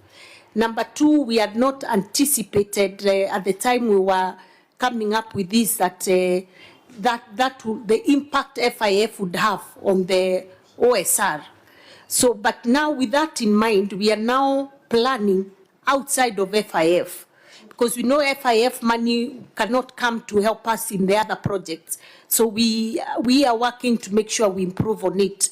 But just to be able to answer the issue of the system, allow me to ask our CEO Revenue Authority to explain a little about the system, in just 1 minute. Okay, make it brief. So do you have a revenue board? I've had authority. Yes, we do have Embu County Revenue Authority that we put together, put the board, employed new staff, ensured we cleaned up the mess that was there. Yeah, but let me also say, Senator, that that 400 that you're talking about had never been collected in the history of Embu County government. Outside of FIF, this is the highest that we've gone in terms of OSR. Before, even with FIF, with the hospital fee, it would hit about 350. So we've improved, but I want to say we still have a long way to go, and there's room for improvement. Okay. Was that the receiver of revenue that you asked to speak? Yes. Okay. Thank you, Chair, through our governor. Chair, it is 3 years we embarked on getting the new system on board. This started way back in the year 2024, but then we finally managed to have a contract in April of 2025. And in April of 2025, Chair, we managed to do a tender, which was national, and the response was good. So when we onboarded the supplier, the service provider, we entered into an agreement where there were service level agreements that we came up with, and the milestones that the way they were to be implemented, and the rollout happened on July 11. And the agreement with the service provider is that we wanted him to automate all our revenue streams within a period of 90 days. However, it was not, we were not able to meet the 90 days. But then to date, I want to confirm that all the revenue streams have been automated. Now, we wanted, Chair, to leverage on that system because there were so many inadequacies that were in our previous system with the Jumbo Pay. And that's why we are confident that the 400+ million that we did under the local revenue sources, we should be able to get beyond that. Actually, our projection is about 700 million. That is what we are working towards. Thank you, Chair. Now, there are so many things we could talk about, but as I said, the audit was already done, and the auditors had more time. And the Senate has only one morning and afternoon to review the report of the Auditor General and take recommendations to the House. But the good thing is that in this year, we have built a system where once we have made our recommendations, we give you time to implement, and we review again mid-year. The issues around ROR, particularly the issues around automation and processes, systems, I hope that your responses are detailed enough to allow us to write a report and to come up with proper recommendations. Because if your written responses are weak, then we might crucify you for lack of information. So between the report of the executive, the report of the receiver of revenue, and the report of the county revenue fund, we have prosecuted the key issues that we thought related to lawfulness, related to effectiveness, or at a hint of criminality. And I think that on the basis of the responses that have been tabled by the governor, we could be in a position to do a report to the House. Unless there is a matter from the OAG that is extremely, extremely important, where you will need our guidance, where you feel that the county has not responded properly in writing. If there is such a matter, bring it to our attention. Otherwise, we shall retreat, do our report, and make sure that by 31st of March, we communicate on the resolutions of the House. OAG? Thank you, Chair. We really appreciate for this session. Probably they can just also provide us with the responses to the HR issues that were in the special report. Okay. And again, Governor, I see some disconnect between your team and the Office of the Auditor General. There are things we are discussing here that we should not be discussing here. And so go back and deal with that situation. If you need to train your people, if you need to warn your people, because I feel like there's 1 hour we have spent here which we should not have spent. We could have discussed other more important policy and value for money issues rather than arguing on whether a document was provided or not. So please, in my experience, the Office of the Auditor General, they are professionals and I've found them to be very useful in terms of even improvements in internal processes. The next time we have this kind of engagement, please make sure that the chair of your audit committee is also part of the delegation. Please make sure, where is the chair of the audit committee?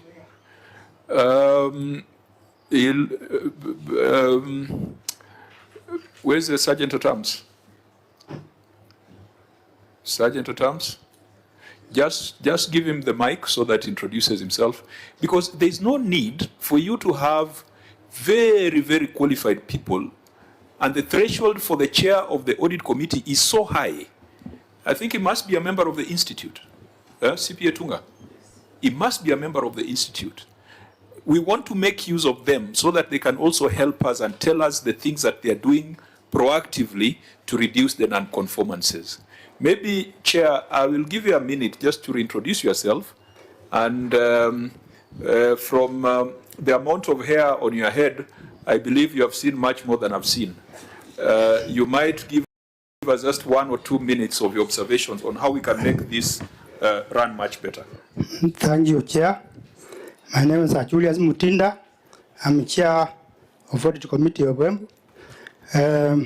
We started, we're given this work in June last year. And when this, I can say I'm a retired officer of Auditor General. I was a director of audit. I am aware of all these issues which are interest, but what I can say is that in Embu, if I'm given a chance again, I can be a very important person to advise the government. Through my experience in Auditor General's office, and I think this, I think I was not informed. I was not very much involved in this response of these queries, and in the future I can testify here and say that I will be very important and I do my best to liaise with my colleagues in Auditor General, and I will give positive responses. Thank you. Governor, you have a resource that it's like you have a marking scheme in your institution, but you are not using the marking scheme. You have such a qualified person who has been director of audit, who understands this language and this process. Why would you not use that resource, even though they started in June? Why wouldn't you use that resource so that we have, look at some of the things we have here. ICT controls, you have 10 things. HR, you have 6, 7 things. Some things, it's like you are seeing for the first time while at the Senate. We just want to encourage you that these audit committees, they should not be decoration. You then demotivate and frustrate someone of that gentleman's stature, because he will now feel like he's earning allowances and not rendering service. I know there are a lot of people who want to come and help county governments, but they feel like even if they came, no one takes them seriously. We had county budget and economic fora, which the law requires you to fill with very, very qualified people. Very qualified people. The CBEFs, I don't know whether they are still working in county governments. You have the audit committee with a very high threshold for the chair, because the chair must be a member of the institute. What about the secretary? Or this one does not have a secretary? Tunga. The head of the audit function is usually the secretary. That is internal audit? Yes. The internal auditor is a secretary. A secretary to the audit committee. And the internal auditor is also a professional. Yes. Either a member of ISPAC or the other institute. Sure. So why aren't you helping the governor?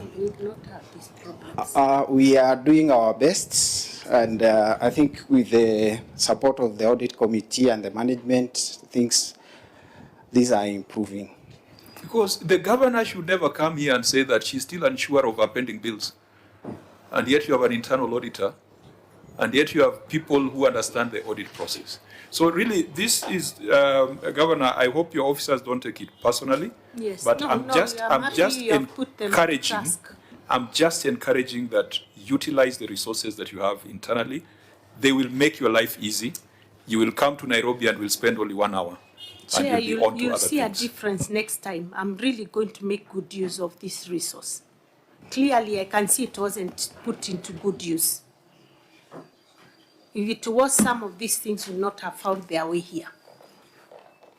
Fine. So we look forward to the next meeting. I hope that we'll see the fingerprints of those experts in the next report that we'll be looking at. Thank you. We will then bring it to a close. I don't know whether the members of County Assembly who are coming made their way here, or they got the per diems and decided to do otherwise. That's a different matter. In terms of closing remarks, I think we will donate our time to the senator from Embu. Let me allow the governor to go first, and then the senator will summarize on behalf of the committee.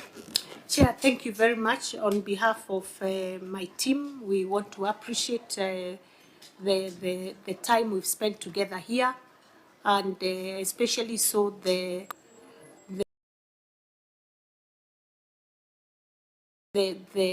value add that we've gotten out of this process, and also thank the OAG for their work. I think their work is what makes us do better.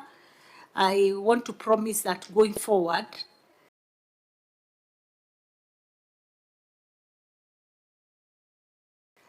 you're not going to see these gaps. There will be a better and closer working relationship with them in ensuring that what they ask for is actually provided and done so in time, not before the Senate committee. And as you have advised, we'll make good use of the resource that we have so that we make sure things are better, but we continue to appreciate the work that this committee is doing to make sure that counties deliver services, are more effective, more efficient, and follow the law. Thank you very much, Chair. Thank you, Senator Mundidi. Lakini usichome, it's closing remarks. Okay, asante Chairperson.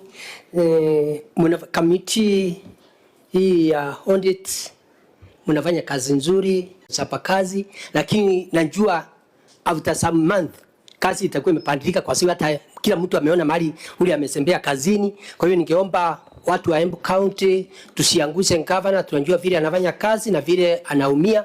Kwa hivyo ule mtu afanye kazi, ningeomba governor kama ni changes, kama ni mambo ya CEC ama ni nani, uende uangalie vizuri, uende ufanye na nani afai haende. Kwa sababu ni kitu ya aibu. Chairperson governor ni mchapakazi, lakini mambo ingine ni aibu. Tumeona hata Ndero kumnafaa wao wakifanya kazi na audit office. Nilikuwa na tatuisi kidogo na audit, lakini nimeona mnafanya kazi nzuri. Kwa hivyo governor, tafadhali mkirudi wakati wengine, tafadhali, unajua mimi naunga nyinyi mkono, mtianguse Embu County. Ya mwisho, najua mambo ya revenue, governor amejaribu, amefika hiyo nearest 1 billion. Na najua vile alikuta about 340 million, kwa hivyo anafanya kazi. Na ndio umeona nikingangana naye nikimuunga mkono, ile pesa yetu ilikuwa ni kidogo, lakini sasa tumeongezea. Chairperson pia county zile ndogo, county zile iko na 4 sub counties, sio kama yangu, sio kama Omambe ama Nairobi, mwende muangalie county zetu ndogo zile 11, budget inakuja iweze kupatikana, ndio mambo ya pending bill iweze kupungua. Kwa sababu governor ile sinda alipata pale ilikuwa na shida nyingi sana. Mambo ya pending bill, wage bill Na unamesikia hata banki watu wakuwa wanalipwa mshahara, siku hizi nafikia ngava analipa watu mshahara. Kwa hiyo unaona budget inakuwa na shinda. Ile mambo ingine ningegusia, najua kama ni pesa, naomba chief officer ile pesa ambayo umetoa upande mwingine uende urudishe, ndio tukuje wakati ile mwingine audit kule iwe haiko. Kwa hivyo mimi naunga mkono kamati yako na audit na pia na governor na wale wengine. Asanti. Ni mimi Daktari Mundiki. With that, we come to a close. The meeting is adjourned because if I say more, tutachoma. We wish you a safe journey back home.